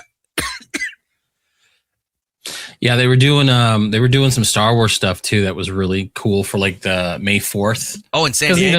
Even some of the San Diego Comic-Con baseball stuff. Teams and stuff like that. They were doing that kind of stuff. But yeah, South Korea did a really interesting Star Wars one that even my kid was like, "You got to watch this." And then we watched it. And it was like, wow, that's impressive. Like they really have stepped it up. And I'm starting to kind of wonder, like, how do they do that? Because we were watching some like making of, and they would build these little drones, and the lights are like on the bottom. But I'm like, how do they get that effect? And I don't know. It's just the science behind it's kind of cool, and like you really have to know your shit. I think it's the same thing with those light wands that we used to see them. I don't know if it was World Cup or the Olympics that started doing this, where they'd have the shows, and all you had to do was hold up when the cues were on the screen to hold up the light wand. And they were all synchronized to the event going on. You didn't do anything. You just held the wand up, and it was. They were starting to do that with like bracelets now too. Like I remember, like a couple years ago, Coldplay did that. Where like, hey, thanks for coming to our thing. Put this bracelet on, and then they sync like the audience to the music, and it was that stuff's impressive. So I like it. So drone stuff. This is some of the footage from DC. Where is it? Jared the Geek said, "Did you see the Jackass drone show?" Yeah, we played it last week with Steve-O doing this, and then the guy bending over, lighting a fart and all that. That was fantastic. A couple weeks ago, we played the He-Man one, where we saw He-Man and Skeletor in the sky. I think that one set a record, I think, in LA. It's awesome. I'd rather see a drone show really cool anytime than fireworks going off at all hours. The DC drone show sucked. It was all fireworks at once.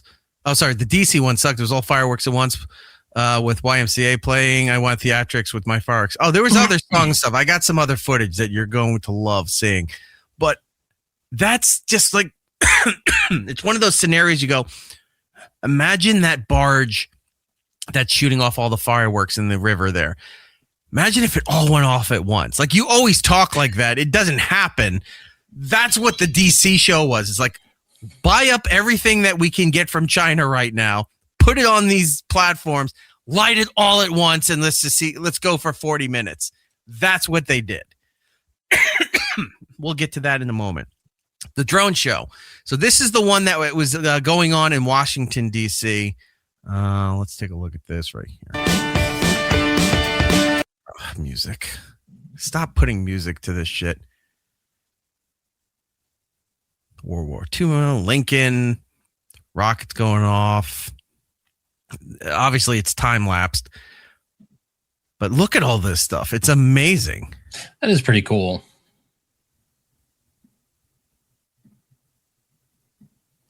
It's just like Transformers.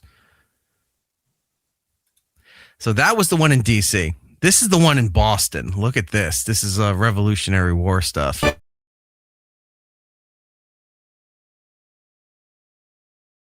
I like how they swarmed up. That was really cool. Look at that. The Boston Tea Party throwing the tea into the harbor. God, they're so fast, too.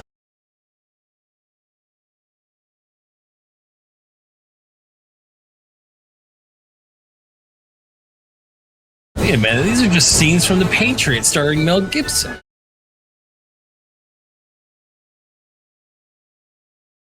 I'm waiting for the Dunkin' Donuts logo to show up.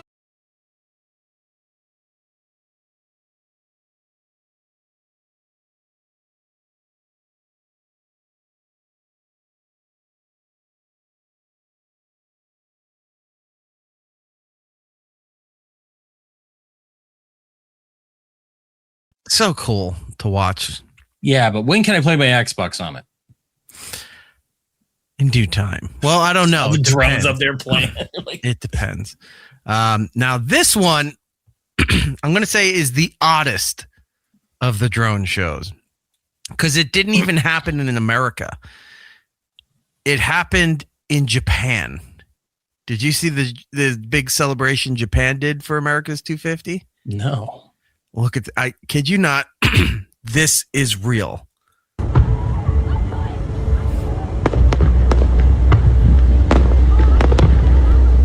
Wait a minute, those are just fireworks. That's Trump and the Prime Minister of Japan. That's insane.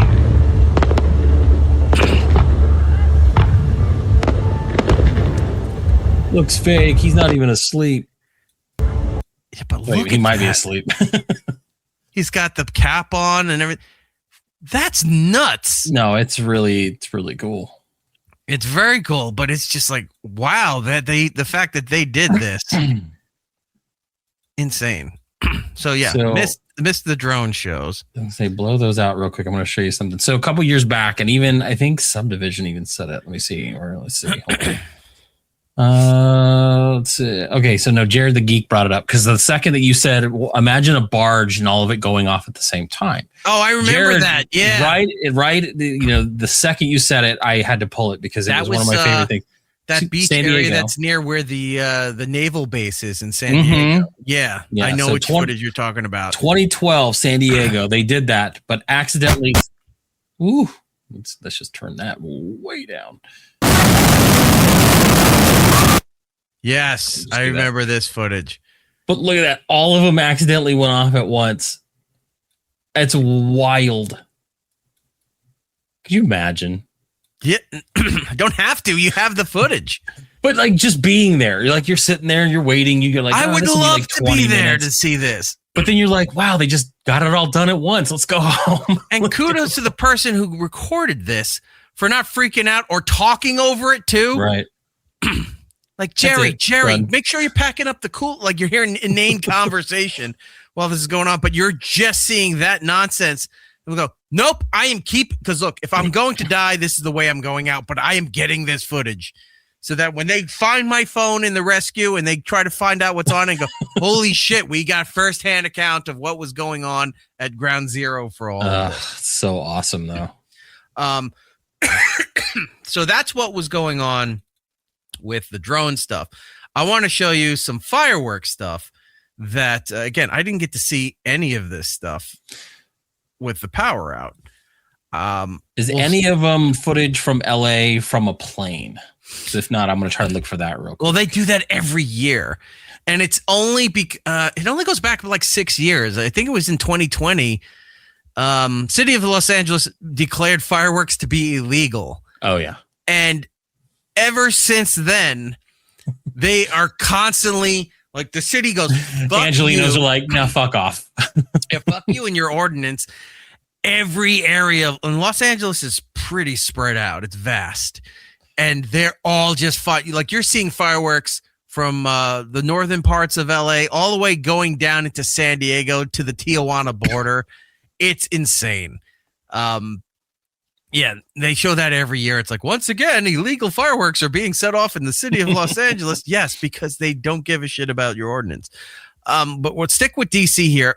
I put a couple of videos together showing you firsthand what the DC fireworks scene looked like. Now, the last part of the video is a special treat finding this, because this is an angle of stuff that you never get to see ever. So let's take a look at this.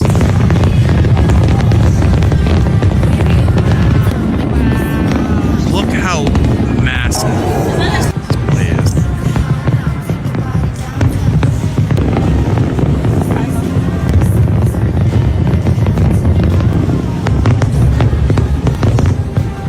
For as much as I dislike fireworks, I was in awe of this. I was just going to say that we had just literally, excuse the pun, droned on about how much drones are superior to fireworks, and I'm watching this going, I would kill to be here in person to see what's happening. Yeah, I was sitting there, because again, I didn't get to watch this till a couple days later, but I'm watching the footage, I go, this is amazing.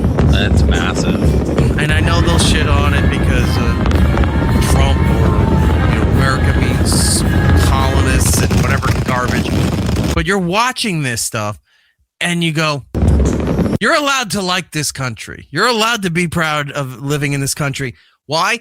Let me show you this grotesque fireworks display that will never be matched unless a country blows up.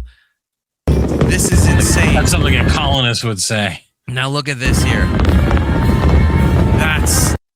That's crazy. That's the best way to celebrate treason. Now, it is. This footage here from a guy who was working with the company operating the fireworks. Right.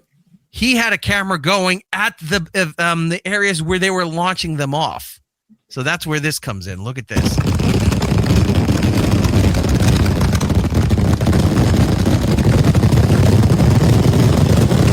He's right there. It's wild. Right under it.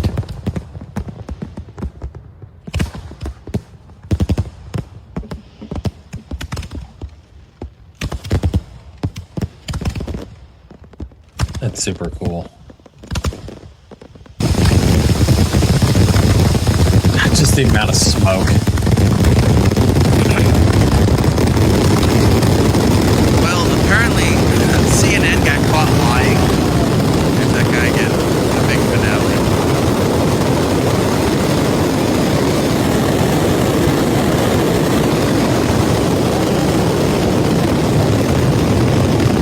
Good on him getting this footage. This is probably the most interesting fireworks footage I've seen in a long time. Right? So when I found the guy's account, I was like, "Oh my god, we gotta look at this." CNN got in trouble for lying, putting out a piece, I guess, the next day saying that as the fireworks were happening till a couple hours after, DC was the most polluted city on the planet as far as air quality goes, right? So I'm like, that's weird. And I'm looking at the comments, everyone, and look, there were people from both sides of this telling CNN to fuck off. This was an awesome display of our country. This is cool. But then other people who I guess work in these fields, I don't know if it's like it's not geologists. I don't know the people, other kinds of scientists that deal with this stuff. Mm-hmm. We're saying, actually, no. It's like it was bad for a little bit, but it was nowhere near the worst on the planet right. for a fireworks show. So CNN was just making shit up to like, hey, look, fireworks were bad. Look how bad people were getting poisoned and the air quality was so bad. Who cares? Shut up.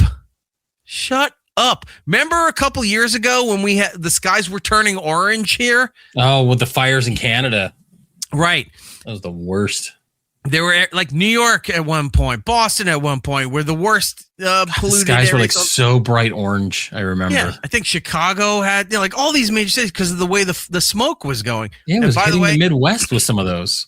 I will never forget the fact, one, being in Manhattan and walking out of the studios and seeing the sky orange, but two, how great that marketing was for Diablo 4 coming out. It was right at the same time. Because they had all the digital billboards it was October, throughout Manhattan. yeah. Because that was the day it came out, or around the day it came out. It was that week. And all the social media shots of, like, it says Diablo 4, on Steam and whatever. Mm-hmm. And the sky is just hell orange and red. Like, you couldn't pay for that kind of marketing. No, it was perfect. So, so the DC stuff was really good. I found this too. We'll show you. This is a quick time lapse. You can see just how much of these fireworks were going off. It's massive. Yeah, I'm guessing that was the stage down there from the concert they were having. But look at all that. And this is only like a minute clip. And it's going through hours of footage. I would like if DC did this every year. Not everywhere else, but if DC did this every year, that would be awesome. We're celebrating 251. What are they going to do what else are we going to live to see? If we eat healthy enough, we might be able to hit the 300 mark. So let's say 275. That's putting me close to 100 years old, and I honestly don't want to live past 85. Like, I'm fucking tired. Oh, shut up. So like 275. You'll live how long that they tell you you're going to live. You're right. But like, say like 275 would be another milestone, right? For doing this? I would say so. Or are they just doing it on the 50s and 100s? I mean, the last time this was such a big ordeal was back in the 70s, right? 1976 was the 200-year anniversary. So, yeah. So this was a big ordeal. But say they do something in 275. I would love to see this every year. It's like, all right, what we did at 250 has become the staple of what DC does every year. How do we top it for 275, or what we'll be in our 90s when 300 comes around? It's like, how are we going to do? We're going to explode a tanker off the coast of Florida. It's how we get rid of the evidence and show you a show. And also close that. No, we'll do it off the coast of California because it'll be under the guise of celebrating America 300, but it's really closing that portal door where all the kaiju keep coming in Pacific Rim. Right. It's a Pacific Rim situation. I get it. Yeah. I kept seeing things like they were showing all the fireworks going off and things like that. And I guess someone was like, "Well, I guess the Ewoks won." And I was like, "Oh, okay, I get it." This is all the Star Wars shit. I was like, "All right." I can't believe CNN though. I was like, get over it. Like, yeah, I know there's some shit going on. I know there's whatever, but like, can you believe pick a night to take the night off and just have some fun? Yeah, DC was the most polluted spot on the planet for a couple hours after these fireworks. Like, it was a bad thing. Even if it was true, the comments I saw from people on all sides were saying, I'll fucking live through a couple hours of smoke. That was awesome. We'll deal with it. All right. Some other places that had awesome fireworks stuff here. Let me show you what New York was doing. All right. Look at this footage. Guy on the subway just turned his phone on as he's passing. That's the Brooklyn Bridge. That's really cool. So it's shooting fireworks up into the sky all over the place. But then it also has like the lava flow, the golden sparkle wave that's shooting from under the bridge into the river. All right, that guy's annoying. But yeah, I've never seen a footage like this. This is like something you would shoot for a movie. Mm-hmm. The guy Michael Bay's flying drones through it right now just to get footage for his next film. Right. So this guy just happened to be on the subway and turned his phone on while this was going. So I thought this was I mean, there's better shots from like the harbor area in Brooklyn or Manhattan, lower Manhattan, whatever. I just thought this was the most interesting because that's also, one thing. Remember the intro to, I'm going to date myself, fucking Taxi. You remember that show where it was you just saw the cab on the bridge and you'd see the girders going past with the camera shots? Love that show. I noticed that you don't see a lot of people flying drones into a fireworks show like this. Because I saw that a couple years ago when drones were starting to really kind of, take off. You know what I mean? Like get more popular. And someone flew one in the middle of like a fireworks show. So you could see it coming up and exploding. And it was really cool. You would think you'd see more of that. Like we went from seeing that to let's just make drones do it. You know what I mean? Like we went to drone shows. I don't know. It's weird. Jared saying, I read the bridge got damaged by the fireworks. Yeah, part of the bridge did catch on fire, but the police said that it happens anywhere where they're launching fireworks. Some stuff catches on fire. But he's like, good thing the bridge is brick and metal, so nothing really was going to burn it down. Those days of like the wood covered bridges, like in Sleepy Hollow, right? That wouldn't have survived this, but the Brooklyn Bridge is going to be just fine. So that was New York. You mentioned L.A. I'm going to show you something different. So it's not just going to be the footage from a plane or the KNBC helicopter flying over Los Angeles with the same story every year. There's a montage of this shit every year that says illegal fireworks being set off in Los. They do the same story every year, and it's almost the same verbiage and almost the same shot of them, just helicopter views of all the areas of Los Angeles showing an amazing and impressive fireworks display. This one's a little different. This is footage captured from the International Space Station. Nice. They zoomed in on Los Angeles to see the fireworks. Like, that's how far they had to go with this. Like, the helicopter just isn't cutting it. How do we see it from space? Yeah, we need to get higher up. All right, let's take a look at this. Look at this. The fireworks over Los Angeles were so bright, astronauts spotted them from space. The International Space Station captured video of the 4th of July celebrations. NASA shared the incredible view, showing fireworks lighting up the city below. And yeah, I mean, that night, I was going like till 2 a.m. So I'm pretty sure that all of that was happening from outer space as well. He had no idea how to end that bit. He sounded bored with the whole story. No, he's just like, it made no sense how it ended. But let's ignore him and just look at the footage here. No, that's really cool. When you see stuff like this, it's usually from the space station where they're showing like it's going over a section of the earth that has storm clouds, and you're just seeing the flashes from lightning strikes. That's exactly this. Either that or they bedazzled Los Angeles. Yeah, I was going to say, it looks like a lot of just camera flashes. Yeah.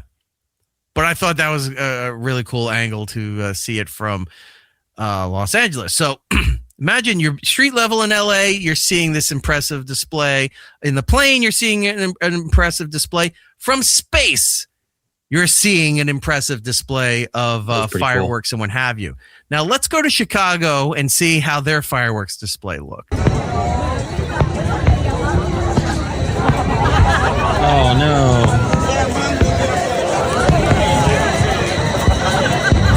Was it foggy? What happened?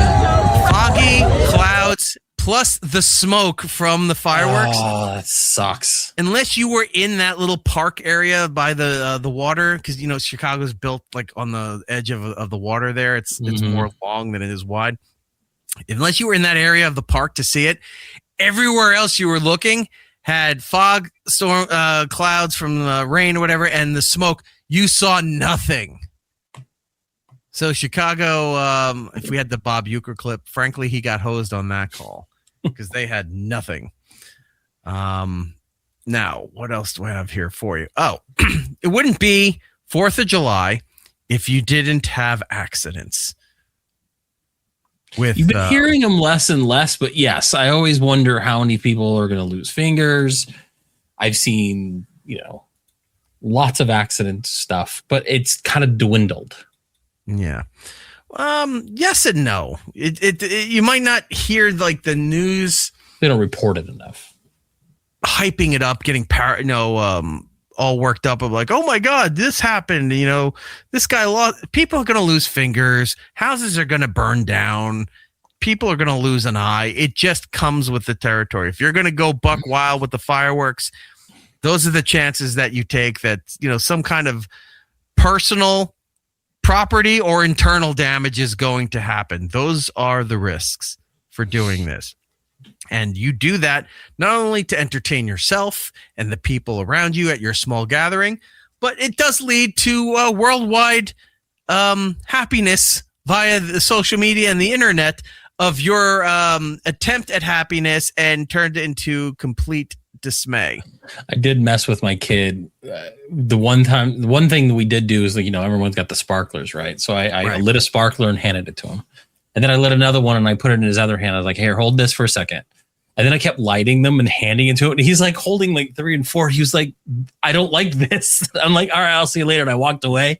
He was so mad because he didn't know what to do with like 4 or 5 lit sparklers. It was so funny. You go like this. Okay, hold it. And while he's freaking out, just snap a photo. I've gotten really good at my kid being in moments where I you know how people are back in the Wild Wild West, quick to hit the hip for, you know, on the draw. Mm-hmm. I'm that way with hitting the camera button on the phone, because the second something goes on, boom, it's documented. Now, I don't post it on social media because I'm not a fucking idiot like the rest of the world is that needs to constantly put their kids out online so that it makes them feel better about themselves for not having friends, a life, or just needing that false sense of appreciation from people liking it on social media. Oh no, I have photos that I saved that will be used as barter or be used to embarrass at, say, like a Sweet 16. High school graduation.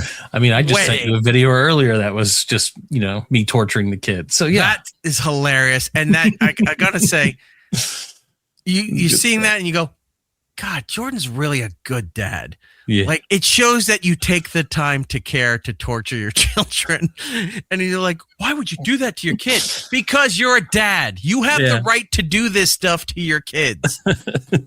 Whether they do that in kind when you're older and decrepit and you can't defend yourself, maybe. But as a dad, it's a rite of passage. It's a law that you love your kids. You'll kill for your kids. You work your ass off to do everything for your kids. But I am allowed to torment them. Oh, yeah. How I find humorous. There'll be times where I like hear them coming up the stairs. So I'll immediately like stand in the bathroom with the light off and I'll just stand there. And then, you know, they'll walk down the hall and they'll look, you know, instinctively you see an open doorway. It's dark. You kind of look over and I'm just like standing there. Sometimes doing nothing gets the reaction. It just makes me so happy. I love torturing those little I had the house I was on Long Island. I had a big walk-in closet, right? And there would be times like at night I'd go to walk the dog and come back and I'd go upstairs to my room, not thinking of anything. And I had a nice room growing up. I had a couch, I had a TV. I would usually just plop on the couch and play Nintendo or whatever. Right. So I walk the dog, I go back upstairs, I shut the door, I turn everything on. My dad busts out of the closet with one of those Super Soaker 100s. Nice. He just opened the door and he goes, yeah, and starts screaming. I'm like, I throw the controller, I'm screaming. There's water being shot at me. It's on the television. It's all over the place. And he laughs and then runs down the stairs. And I am just short of cursing him, calling like, you dumb motherfucker, any of that stuff. But I'm screaming. I'm pissed off. I'm throwing stuff. And he's cackling as he ran away. I hated him so much in that moment. And the fact that, you know, weeks would go by and he'd do it again. I never thought to check that fucking closet, and he constantly kept doing it. And over time, the gun got bigger. Because if you remember, like the one 60 or whatever, it's the basic yellow one with the green you just tank, pump it. It's got the little tank on there. But then it turned to bigger. Like the 2 of them. It was a bigger. Well, he didn't get. It did evolve to the 2 tanks at one point. Because my dad wasn't cheap. But he just didn't spend money if he didn't think he needed to on anything. Now, if any of the, you know, because I have siblings and stuff, if any of the kids needed something, clothes, whatever, for stuff for playing baseball or music, whatever, He had no problem paying for any of that stuff. But he never bought the frivolous stuff. He never bought the cheap shit. You know, he's like, you want all these action figures. He didn't go for that kind of stuff. But if he could buy stuff that either could make the kids envious or torture the kids with, he did. So I don't know.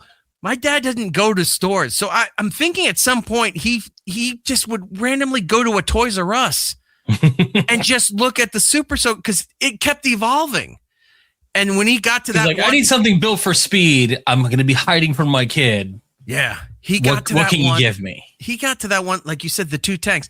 If I remember correctly, the tanks were yellow. The gun was red and had like the yellow. I think the base of the gun was red, but it had 2 yellow tanks on there, which means those guns are fun, but they take forever to fill up and re-screw back on so you can go run and soak your friends, whatever. Well, and you have to pump those a lot to get enough pressure in both tanks to actually get a good stream against somebody. So your dad would have had to been sitting there prepping just to mess with you. And that just, the idea that he took the time to do that makes me happy.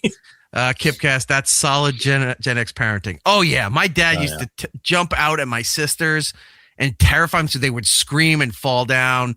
Like my older sister would have a bowl of popcorn or whatever she made, whatever thing, and he'd jump out at her and it'd go flying everywhere. And you would hear, "Fuck you! I hate you! I want out of this house! I don't want to." You know, it was all of that, and that was the same like reaction from the kids. That was really like the only. One of the few okay times that you could curse at the parents because they're running away, tee-hee-heeing as he scurries back to his office. What, were you in my house today? My older sister's cursing him out and all this shit's going on. I'm like, oh my God, if you got into a real argument with him and you go, fuck you like that, he'd pop you in the face. But so funny. You losing their shit over this stuff, her throwing the bowl, her screaming at the top of her lungs, and he's giggling as he runs away. It's like you were in my house today. What I sent you wasn't edited. I cut like a part off because the reaction from the kid was funny. Afterward, he was pissed. And like I said, I teed my way down the hallway and he came running after me and just learn how really to laid into scamper me on for your a tippy second. Toes to sneak up to do it. And then when you do it, you're like, and you run away as fast as you can because you know they're going to hit you or throw you. Oh yeah, he was ready to hit. I was like, got him, gotta go. Yeah. So he would do that kind of stuff. But anyway, with the kid, it's your rite of passage of being a good dad is to do all the important things, to be there for them, but also this is no free ride, my friend. You're going to get some shit from your father from all of this stuff. There's plenty of times where she'll come up to me. She's really girly girl right now. Yeah. And she, I had to get her for Christmas. She wanted a vanity table like her mom. Mm-hmm. So I got a little kids one where it's the table. It's got the stuff for, to put your jewelry here, your makeup over here. There's stuff to put your brushes. And then the mirror is like 3-fold. Yeah. Like this. She'll get a new dress or whatever. And she stands there. And there's times I walk past the room and I look in there. She's just trying on clothes. She's standing like this. She's looking around. And I go, how does she know how to do this? Like, who's teaching her how to do all this? She just built into them. It's instinctive. They just know how to do all of this stuff. So there'll be times she'll come home and go, "Daddy, I just got this." And I go, "Oh yeah." And she goes, "What do you think?" I go, "What?" I've seen better. I'm like, it's okay. And she'll look at me and she goes, "Are you pretending?" And I go, "No. You're pretending." So mad. Yeah, like I could see it start building up in her. I think at one point I told you over the week when I was dealing with her while trying to get stuff done. And I said, I am tired. I'm constantly arguing with me. Mm-hmm. You told me that the other night because that's what I was saying. Yeah. You and I were on the phone and it's out in the rain. You're dealing with stuff and I could hear her come out and you're like, all right, go inside, go do this. And then like 10 minutes later, it happened again. And you're like, look, I don't like yelling at the kid, but it's like I'm arguing with myself. Mm-hmm. And I'm just like, that's what happens, man. You've raised yourself and now you have to apologize to your parents every time you talk to them. Like, I'm sorry I did this to you because this sucks.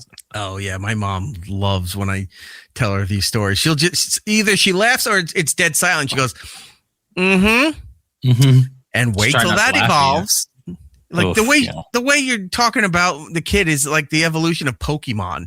Like she's in this form right now. Wait till she evolves to the next stage, and you're like, okay. So I knew that I have this kid. I have this kid till she's like 10, maybe. You know, so I'm making the best out of these years because at some point she's not going to want to hang out with me because you didn't get the extended warranty and you got to return her. She's just a lease. Oh, I've said that to her a few times. I said, all right, that's it. I'm taking you back. What? I said, I'm just going to bring you back. I know. When she gets hurt or when she's sick, I constantly say she's broken, that she's not any good anymore. I'm going to take her back and get a new baby. What? I go, yeah, new baby. I said, they're much cuter. And I said, and they're not damaged and everything. And I'll just bring you back and we have the receipt for the hospital and they'll find you another family that'll take you. What? And then you got to calm her down and stuff. But it's like, you gotta be the dad that scooches in the right way. My favorite bit is like, I'll look at like Facebook and like, like how they always have like, this is what happened 10 years ago. And you look at that and I see baby pictures or kid pictures. And it's like, oh, look at that. You were so cute. What happened? Oh, we do that too, dude. It's just like Jesus. But it's like, it's like you got to do that. One, because it's fun. And two, 100%. You've seen your dad do. My grandfathers, both of them, would never act like this because they're old world shit. Like they believe that like if you're not working and miserable, you're not being a man. So they were those kind of things. At least my dad was. What are they? That boomer generation. They knew how to have some fun. Like they're fuddy-duddies now and they're difficult to deal with. But they knew how to have some fun at the time when they had kids. Us knows we're still children. Yes. Well, yes and no. I'm excited that you said you were going to send me a Wolverine toy from a fucking chicken place. Yes. Right, come on now. Wait a minute. So you're sending another grown man an action figure that you got from a Happy Meal. Yeah, 100%. Yes. What don't you understand here? My dad would be sitting there yelling at me. He goes, "What is wrong with you?" But anyway, like we've seen how our grandparents are. We've seen that World War II or old world mentality of coming over here and like, okay, we know when to be serious and how to handle things old school. Our parents, the boomer generation, you see how they do some stuff and you're like, okay, I can take some of the good stuff from them. Us, we act like children, yes, but we know also when to be adults about things and when we have to do stuff. I am more concerned going forward. Well, I don't think her generation will be that bad, but like you see the Gen Z stuff and you go, they're kind of children, but they're not the children we were growing up. They just seem hopeless and don't know what to do about anything. Well, here's the thing, and part of the way I do it and the way why I'm so dumb with my kids and I push and we make fun and we have that relationship is because I'm trying to get them used to how the world is. That's what I'm doing. Because I don't need to raise them to be like, oh no, you hurt my feelings. I have to complain all the time. No, I want you to be able to fire back and fucking hold your own. Yeah. So I've raised sarcastic little assholes and sometimes I sit there and I regret it, especially when my 10-year-old's giving me shit. I'm like, well, I mean, I guess I deserve this. I did this to you. I'll be aggravated. Like I said, I'm tired of arguing with me. I'll be frustrated at that, but I will never regret that fact because knowing that it's me and her are almost the same. Like she's got some of her mom's qualities in her too, but there's a lot of me and her and going back and forth. But the second somebody outside goes, it's when like you turn this way and now everybody's focused at that problem. Mm-hmm. That's what you need to have as a family unit, but also you're raising your kids right because yes, there'll be a pain in the ass to you and a problem or then you regret some things, maybe. But in the outside world, they know how to handle themselves. Yeah. Case in point. Time at the playground, big county playground. And she comes back over to me. She's kind of like half crying, everything. What's wrong? And she goes, I was over there.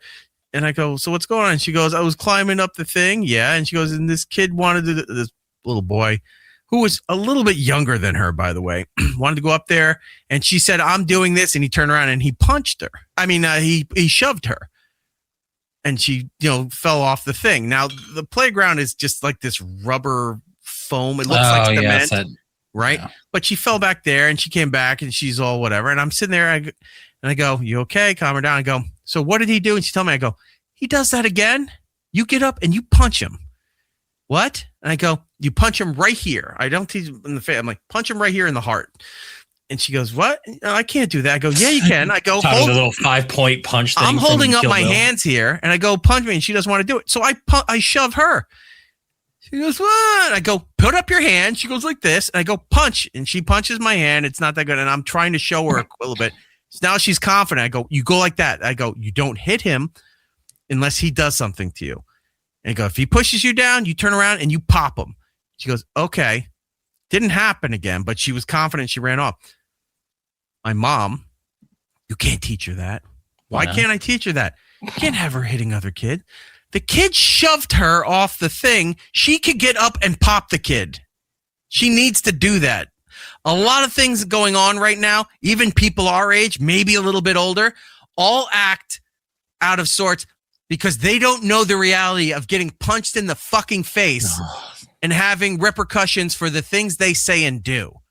And if more people were punched in the face or got in legitimate fights, they wouldn't be shooting off at the mouth as much as they like to do online and on streaming and all this other shit, or even in real life. If you've ever been in a fight and you know where this could lead, you pick and choose your verbal battles, but you know how to keep it like, I don't want to get into a fight with this person. If I have to, I will. But I know where the line is that this will not get into a physical altercation. A lot of people don't know what that's like. And I think that softened up so many people in this country that they can it's this inflated self-ego that everyone has, that they don't know the reality of what it means to have like a fight in the schoolyard, to have a fight.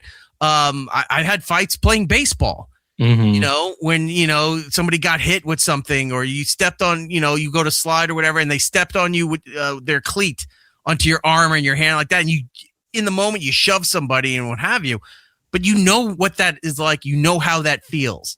They don't have that muscle memory of being punched in the gut, in the stomach, getting kicked, something like that, to know where the line is. So I was telling my mom, I go, "No, let her learn that and go out there." So now when stuff's going on, she gets shy and stuff. But if somebody starts to, if they're bigger, way bigger than her, that's one thing. But if they're around her size, throw your fists. If they hit you, you clock them as hard as you can. Like, you got one in on me, you're not going to do that again. See, I'm over here teaching my kid bad habits. The other day, she comes down, it's like 10 o'clock at night, walks down to the kitchen, opens the fridge, looks in for a second, grabs the Hershey syrup, tilts her head back, and just starts pouring in her mouth. And I took pictures. I'll send you pictures. Well, here's what I did. I was like, "What are you doing?" I was like, I've done that since I was a kid. Well, I was like, "What are you doing?" She just looks at me like nothing. And I'm just like, Are you serious right now? And she goes, "What?" I was like, "That's not how you do it. Take some milk, put it in your mouth, stick that in there, and then shake your head, and you get it." And she goes, "Oh my God." So she put milk in her mouth, squeezed it in there, shook her head. She's like, "That's fantastic." I was like, "Now go to bed." And then she made a TikTok video as if she discovered this. All of humanity has never known. It was like the newest thing in the world. But yeah. Kipcast, I am grateful for my Gen X neglect. It forced me into critical thinking.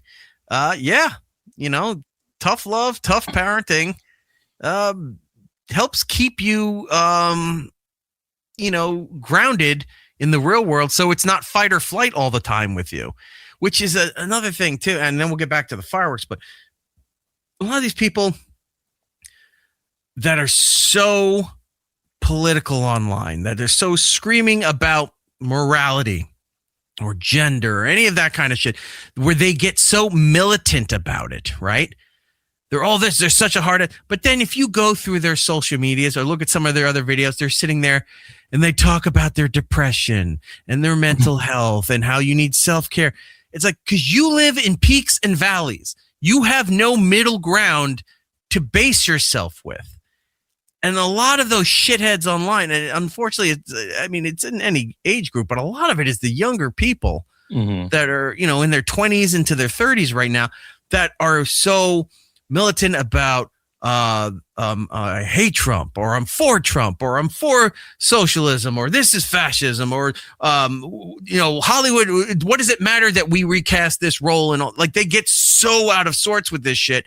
And if you dig a little through their stuff, and then you're sitting there and go, it's one of those days, where I just needed to take a day for myself. So I spent my day, like I was doing crocheting. Like, they're finding this old school shit. Like, this is going to help soothe them. And you go out and get a water gun and torture your kids. Go out inside and just do something fun so you don't have to live like this shit. So when something bad happens, all right, is it bad? Is it enough to sit there and go, I can't today. I just, I can't live with myself, or my mind just won't let me. Shut up. Stop with that shit. Teaching your kids this kind of stuff helps balance that stuff up so they have a grounded base and can, decide how they want to function going forward. It's needed. Yes, Woodpit, playground rules. Exactly. Come on. Where is it? Come on, put up your dukes. Come on, put up your dukes. What is it? Queen of Dansbury rules. Remember where they have to fight like this with their arms up like that and they dance?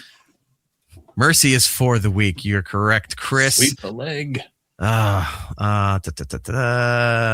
Anyway, nobody sees it. It's not a crime. That is also a thing too. If you get a good shot in on a kid, you pop them like that, and then you go back and climb up that spider web or the monkey bars or whatever, and like, who did you do? Like, I didn't touch him. Did anybody see it? No, I didn't touch him. He fell on his own. He's lying. I don't know what else to tell you, my friend. You sound like my therapist. Yes. Stop being a fucking basket. I love you, Joe. Stop being a basket case. Go out there and have some fun. Do something with your life. All right. So back to the fireworks stuff. Mishaps. There's going to be mishaps when it comes to fireworks. So I want to show you some of the things that were going on. Now, do you want to see a very impressive family gathering mishap? Do you want to see fireworks going off where everybody's trying to flee and they can't get out or get in? Or do you want to see fireworks in the hood? Save the hood for the last. That sounds like fun. So do the family one.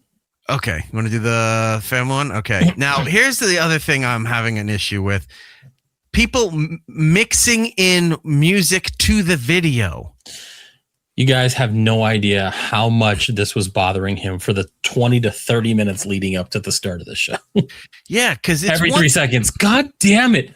It's one Stop thing putting music. Like they're posting on TikTok or Instagram because the music's layered on. Yeah. But when you take the video down or save the video, it doesn't have the music in it. Everybody thinks that it's like, oh, this is my viral moment. I'm going to put this out there. Then they're like, I wonder why it didn't get picked up on the news or because you put fucking music in it and they won't put it out there with the copyrighted stuff. So you're just screwing yourself over with this nonsense. We're going to try to work this because it does the Kevin James Start Your Engines AC/DC mix with this, but you need to hear the screams. We'll give it a go and see if this works for us to do this. He's got 3 things to say. Let's see if I can mute that for a little bit and get around the copyright stuff. All right, so it's this old guy. He can barely walk. You can tell he's not in the best of health. Why were they letting him do it? He looks so slow. He's wearing like a dress shirt that's almost down to his knees. It looks like one of those Ebenezer Scrooge nightgowns. I was going to say he was wearing an old-timey nightgown. He was lighting it with his candle in the well, I was going to say he's got the candle snifter thing there and his cap settling down for a warm winter's nap. So he lights I'm guessing those are like the Roman candle torches or just some of the higher end bases for the fireworks there. He walks away from it. Okay, there we go. It's shooting up. Now, how far do you think he is from that? He's maybe 20 feet? If that. From the pit where he's shooting this off? Like he should be further back. All right, so he should be way further back. He should be where the camera person is. Correct. But he's standing there and he's just staring straight up, not looking at the pit to make sure that nothing's going to fall over. I'm the guy that still thinks they're going to explode when I light it. So I light it and I go. And you hightail it out. Like I'm out. be across rare the street. times I ever did it, I would light it and I'd run away. I didn't even see the display because I ran to get to a place where I could then turn around. And I know this thing ain't behind my connected. kids. Okay, so there's an arrow showing you here where it's all about to fall apart. So you see one of them tipped over. They're now bouncing across the lawn, and now they're full blast shooting like a cannon into trees, into other people there. There's a little kid right there. It's being shot at that little kid. Moms are grabbing their kids. That happened to me a couple years ago. It's shooting their porch. They're running into the house. It's grandma. It just shot. Yeah, it shot into the grandma. Look at it bounce off the frames of the kids on the wall. Hitting the porch. Coming right into the house. Watch right behind her. See, it's hitting the picture frames on the wall. Because nobody fucking pays attention when they try to do this. Oh, I'll just pick them up at those firework tents and I'll just light it off. It'll be so simple. That happened to me a couple years ago. We had neighbors across the street. I hated those neighbors. And they were out there lighting fireworks. We were out there doing our thing too. So we kind of had this unspoken, like, you light a couple, we'll back off. You put them in the same spot. Because I'm in like this. You shoot a few at my house. I'll shoot a few at your house. Well, and here's the problem. We'll play Hatfields and McCoys. Well, the guy was drunk. So what he did was he put a big box down. Yeah. Just a big one. But he put it on its side. And I didn't notice it at first. And he lit the thing. It starts shooting stuff just like this into a field of dry brush. So it started lighting things on fire. But then because of the force of it, it starts turning. And my kids are sitting in chairs watching it. So they had to run. It hit my daughter. It burned through her shoe or burned through her foot. She had she got burnt on her foot. Wait, and it shot did she have into a sneaker on? I don't think she had a sneaker. I think she was wearing flip-flops. So it burned through the rubber. Yeah. And then it shot into my garage. I still have the mark on one of my walls. I almost fought the guy. I was pissed. I made sure my kids were okay. And then I went out to him and almost fought the guy. And he was like, no big deal, no big deal. So his girlfriend at the time had to hold me back and basically apologize all night long. And so what I did was like, fuck you then. So he decided he was still drunk. He's going to go put shit out there. So I got the hose. And I just stood out there, and the second he would light it, I would flip it with the hose, and I would turn him down. He was getting pissed. He had to go inside. And then this is where you get that Super Soaker 500 or whatever it was with the 2 tanks. Oh yeah, no, I just kept every time he lit one, I went. Should have. I was pissed. What's that thing in Muslim culture where the biggest Sharia offense? No, that too. The biggest offense is being hit with the bottom of a shoe. Oh God! Punching a guy or whatever is not as disrespectful as if you took a shoe and smacked somebody with the bottom end of your shoe. Like that is like one of the highest forms of insult over there in the various Muslim cultures. You should have taken that burnt plastic flip flop she was wearing, just kind of smacking the guy in the face like you're challenging him to a duel. Right. Why is he wearing gloves? I'm just taking them off. Old Restless really quick. I said, would Jordan win that fight? I wouldn't say I'm a fighter. Like, if I can get out of a fight, no one wants to get punched. But you do anything to my kids, I'll fucking beat the shit out of you. Yeah. So, I mean, that moment there, I would have probably killed the guy if his wife, his girlfriend didn't push me back and try to stop the situation. I would say yes. I was ready. Jordan has Popeye forearms. That's true. Show him the guns. Look at that stuff. That's fucking Navy sailor arms, Now he's got skinny little Rodney Dangerfield legs, but he's a barrel of a man from the waist up. Yeah, my legs look like when Deadpool got half of his body ripped apart and he was regrowing his legs. Baby very legs. Small legs. They're dangling. Like I'm sitting in a chair. They're just dangling. That's why I'm busy. I'm always keeping busy. Intersect. Have you been hit by the bottom of a shoe? It's not great. No, I imagine it's not, especially when it's like a golf cleat. But as far as that bullshit that a lot of people have, disrespectful and honor kind of nonsense. There was an old famous clip of when Bush was over. Oh yeah, it was something like in Japan or something. Yeah, it was like a. No, it was over in the Middle East, and somebody was protesting him there. Got into the press room and started hucking shoes, and you just see George Bush go like this. He's kind of like laughing he was it off having and fun dodging. with it. He was dodging it. It's laughing. like, what are you going to do? But yeah, that is a huge insult over there for that culture to be hit with the bottom of a shoe. Mm-hmm. So that would be fun. Okay, so that one is done. Now I'm going to show you one where family is out there. Now this is ring cam footage, or maybe not ring cam because ring cam is in color, but something along those lines of Not the black and white. The ring cam's like if they do the night vision, like it might be one of those things where it's night vision and then all of a sudden it's in color because of the brightness. You know what? All right, so maybe it's night vision then, because I thought it's like, it's a black and white video. Again, somebody puts friggin' music to it, but I hate that. We'll figure it out here. So this is fireworks gone wrong, and then they can't run back into the house. Take a look at this. I'll try to mute this. Oh, everyone's always doing this stupid music. Oh shit! Yeah. So, all right, we're gonna do without the music. That's a rough one. But watch this. So there's, look, you can see off to the right.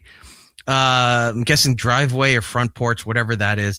People in those umbrella chairs, sitting there watching the self-made fireworks show that they're doing, and then it all goes wrong because look, now it explodes so much that it whited out the entire camera. Yeah, it was so bright. Right? So all this is going on. Kids are running the door. Everyone's getting shot in every direction. Kids are now huddled on the floor because they can't open the front door. Adults are getting up. Oh, now here's the color. The night vision turned off. I didn't realize it went back to color. Look, their moms are there. They're all trying to open the door. They can't get into the door. Somebody locked the fucking door. So they're all getting pelted. That's that Gen Z dad going, not realizing it's like a war zone out there. Yeah, and then meanwhile, the Gen X grandfather's out there and he goes, that's not how you fucking do it, you asshole. It's like, you don't lock them out there so that they get scarred for life. You scar them emotionally, not physically. Oh, well, yeah. Look, somebody had to come in through the house, open the door for them.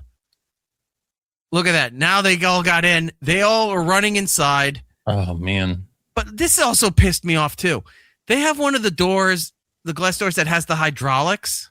Oh, so it's slowly closing. Yeah, you'd think you'd pull it closed behind you so you're not getting, strays shooting into the house. Look at this. They all run in.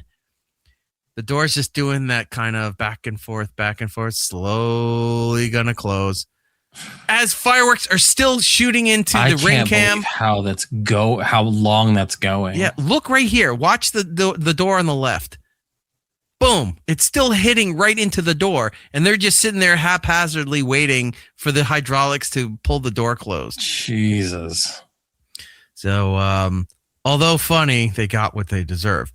Now, fireworks in the hood. Let's take a look at this.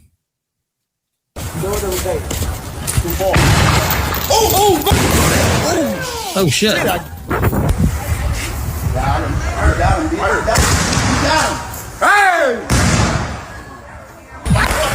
They're running through this area like it's like a civilian map in Call of Duty or PUBG. Oh, yeah.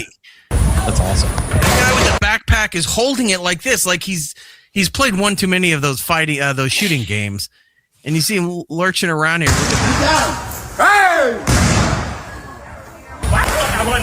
Here's the guy with the backpack.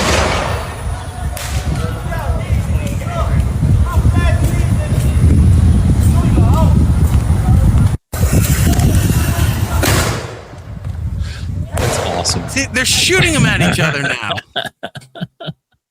When I used to live in Kansas, and you could get bottle rockets and you can get the Roman candles across the border in Missouri. So I was like 10. So a friend of mine and his family, we went across the border, got a bunch of fireworks, and no big deal. But we held on to most of the the Roman candles until winter. So when the snow was out, we would sit there and shoot Roman candles at each other. And they'd hit you, and you'd be like, and you'd drop into the snow and shit like that. So yeah, this is fun. I mean, at least it's not real weapons, Yeah. I mean, it's still dangerous, but I rather imagine that one was great. That last one was really good. Inner city gang violence, and they're just shooting Roman candles at each other instead of real artillery. Right. Yeah, urban RPGs. Exactly. Thank you, That's Flipper. so funny. So there is that. I also have some other fireworks. Oh, that one's still playing. We'll get rid of that one too. Some other fireworks mishaps. I have I have 2 fireworks trucks blowing up, and I have a fireworks plant blowing up. Which do you want to see? Truck. Okay. This one goes out to all the fine people of Mexico. Sorry that you were eliminated from the World Cup here, but here's a Mexican fire truck exploding at a church. So, all right, for the radio people, what this guy has is like he's swinging, I guess, an umbrella, right? It's like that, but he swings something around, but on the top of it is just all this makeshift fireworks stuff that is going to shoot off in every direction. They're in the courtyard of a church as they're doing this because, to be fair, most good Mexico, stories. A lot of them are very Catholic. There's churches every 3 feet. I was going to say most great stories coming out of Mexico somehow involve a church. So this is no different. Look at this guy swinging it around. It's shooting into the church. It's shooting into the courtyard there. It's shooting at people. It shot into a truck that was right there on the side of the church there, and the truck blew up. Oh, my God.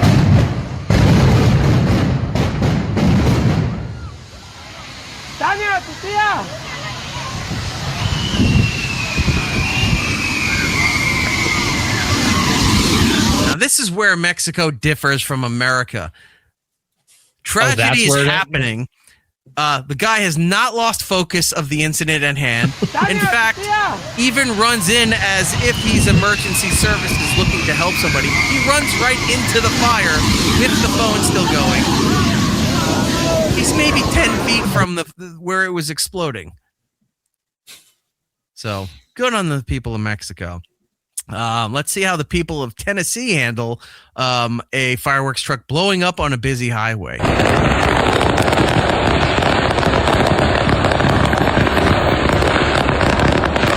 That truck on the one side is blowing up. Now, I gotta say, hopefully nobody got hurt, but you love to see it. Yes. Traffic on the other side came to a dead stop because they wanted to watch the truck explode with fireworks. There's no there's nothing blocking them on the other side. There's no accident stuff. There's no damage, whatever. Tractor trailers, people's cars, they all just came to a stop because they wanted to see the truck exploding with fireworks on the other side. The what? Yeah, you just want to watch. Yeah, I'd pull over. I don't pull over when I see I see a terrible accident. I'm like everybody else. I slow down to look. I'm not getting out to help because I know how Good Samaritan laws are. I'm not going out there and risking that. But there are better people than I to handle all of those things. We'll wrap up the fireworks stuff here. Was apparently a while back there was a fireworks warehouse building in Malta that blew up, and this is an impressive aerial shot looking at this. Holy shit. Isn't that awesome? Wow. Watch it again. That looks like someone was like firing on. This looks like Israel and Palestine. That's a fireworks complex. This in isn't Malta. the Malta Black Cat Factory. This is a war zone. Yeah. It's like, okay, America, you had this impressive display across the capital of your country. We're going to do it all in one shot. Right. Just one shot, all that firework.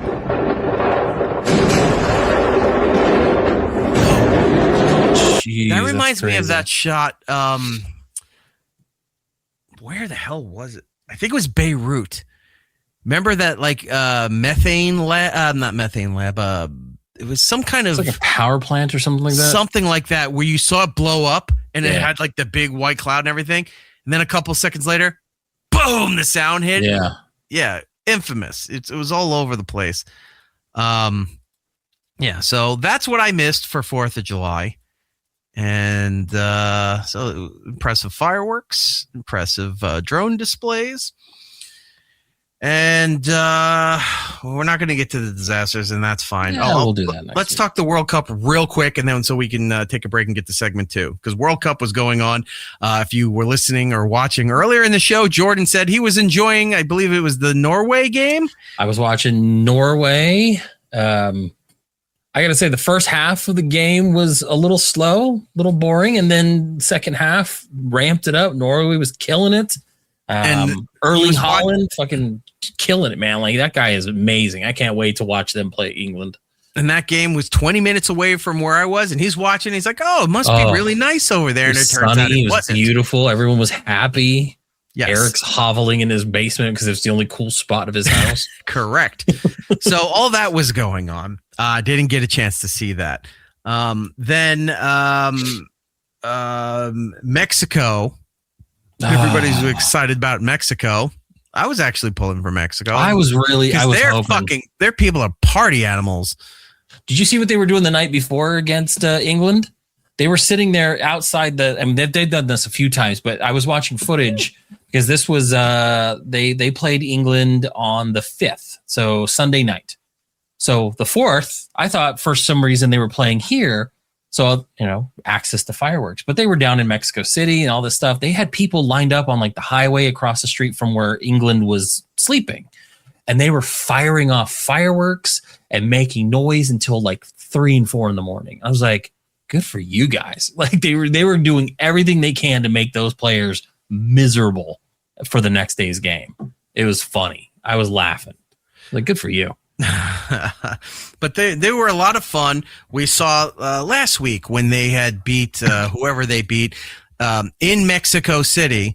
Oh, it was Ecuador, I believe. Ecuador, and you saw the entire 100,000 people out in the streets going crazy, like it was New Year's or something, and or Mexican independence, something along those lines. Of them going crazy because I guess that's the farthest Mexico has gotten in decades. They hadn't gotten past that round in 40 years.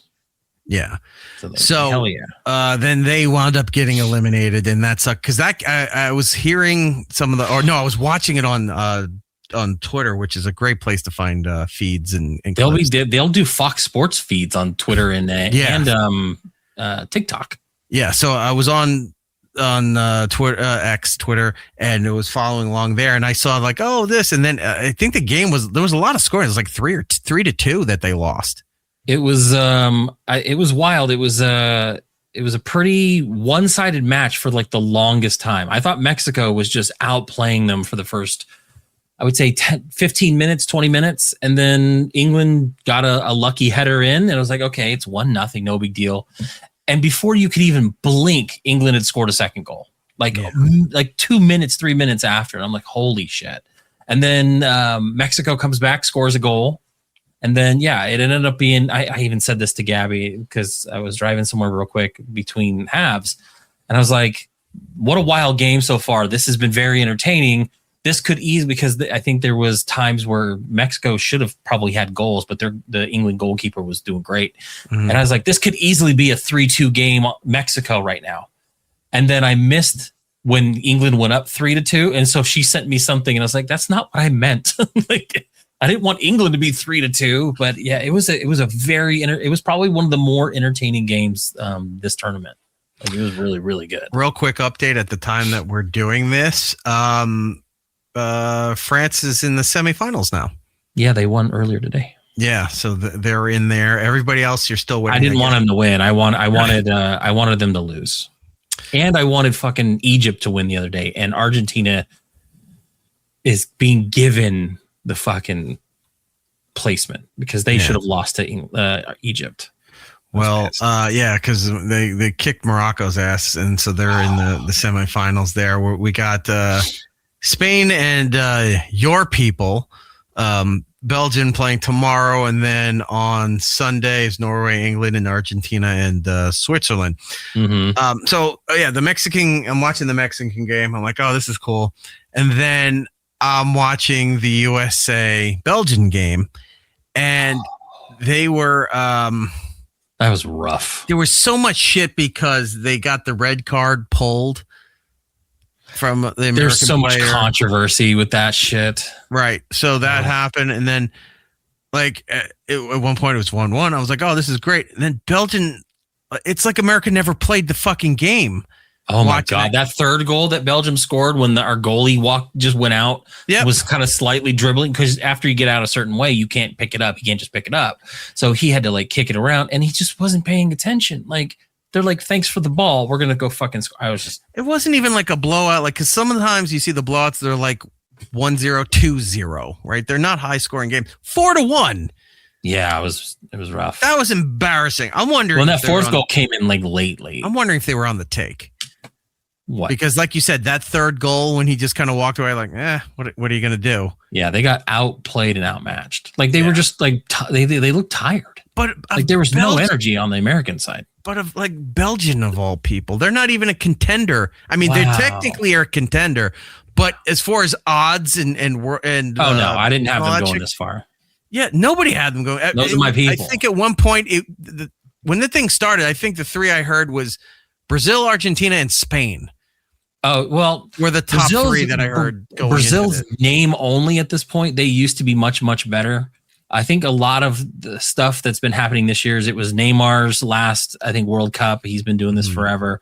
Ronaldo's last World Cup, Messi's last World Cup. So there's been a lot of like big names associated with these teams, and they want them to go further and stuff like that. But I think Brazil is a lot of reputation, but not a lot of team this year. So I wasn't surprised that Brazil was out.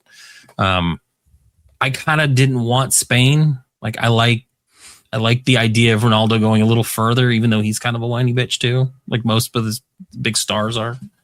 So I don't know. What is this flipper saying here? The host countries all lost within a day of each other. Same round. Yeah. Canada got kicked out. Canada got blown out. Yeah, Canada looked bad. They were like 3-0, 4-0, something like that. Yeah, Canada got kicked out. We got kicked out. Mexico got kicked out. Yeah,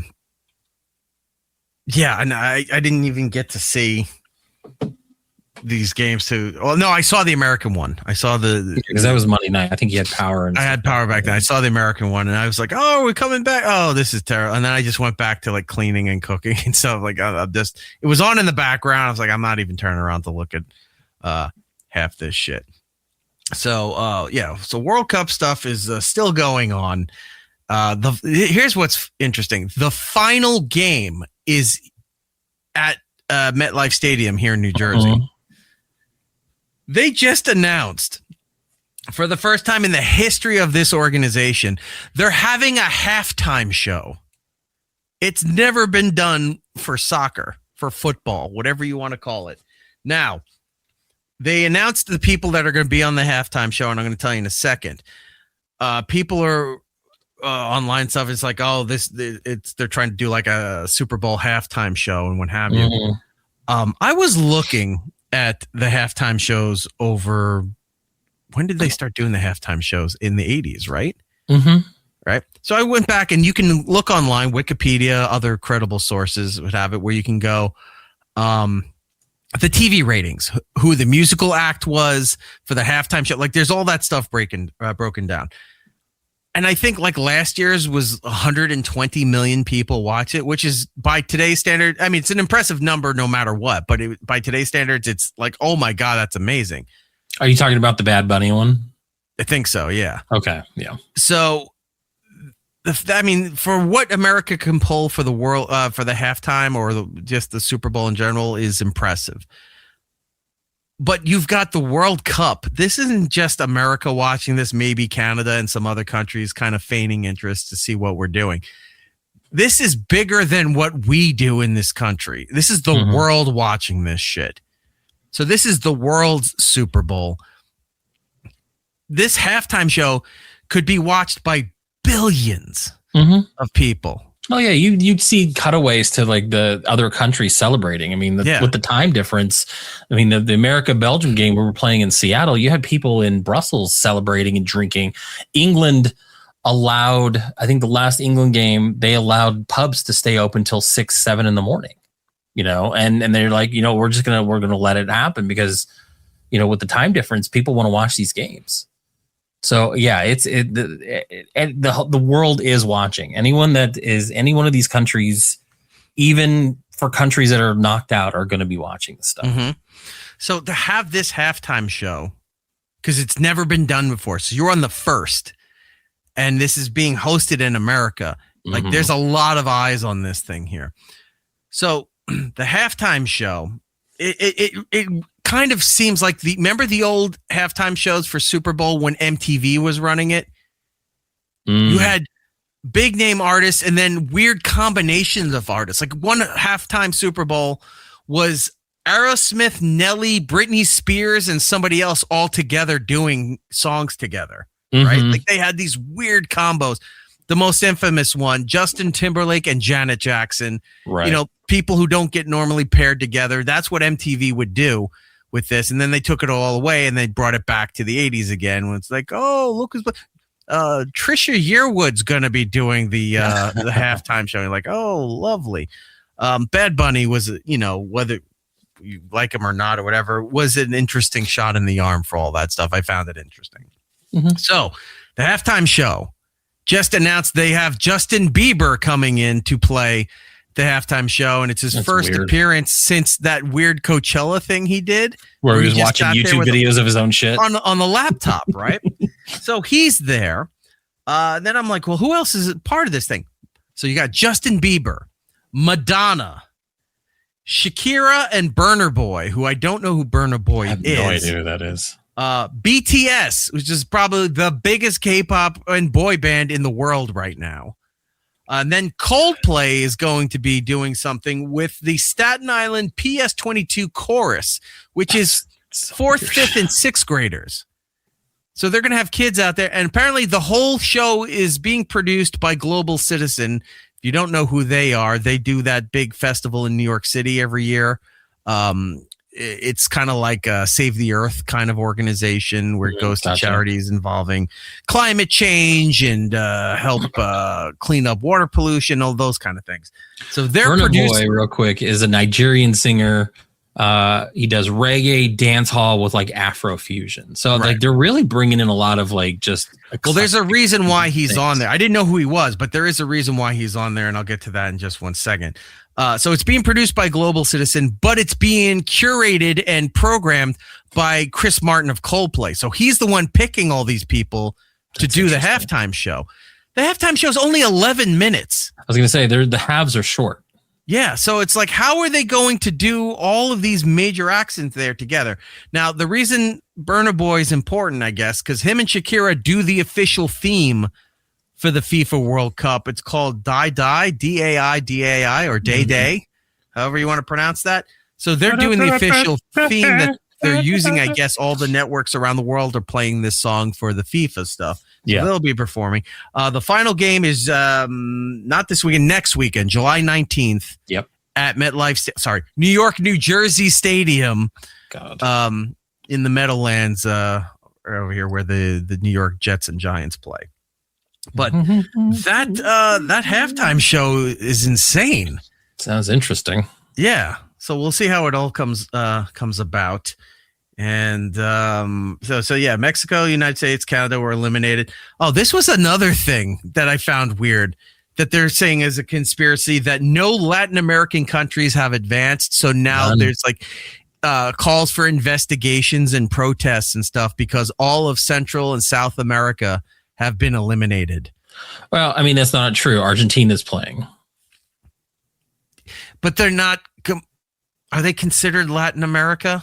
I know they speak Spanish, but are they grouped in with the rest of that? Maybe.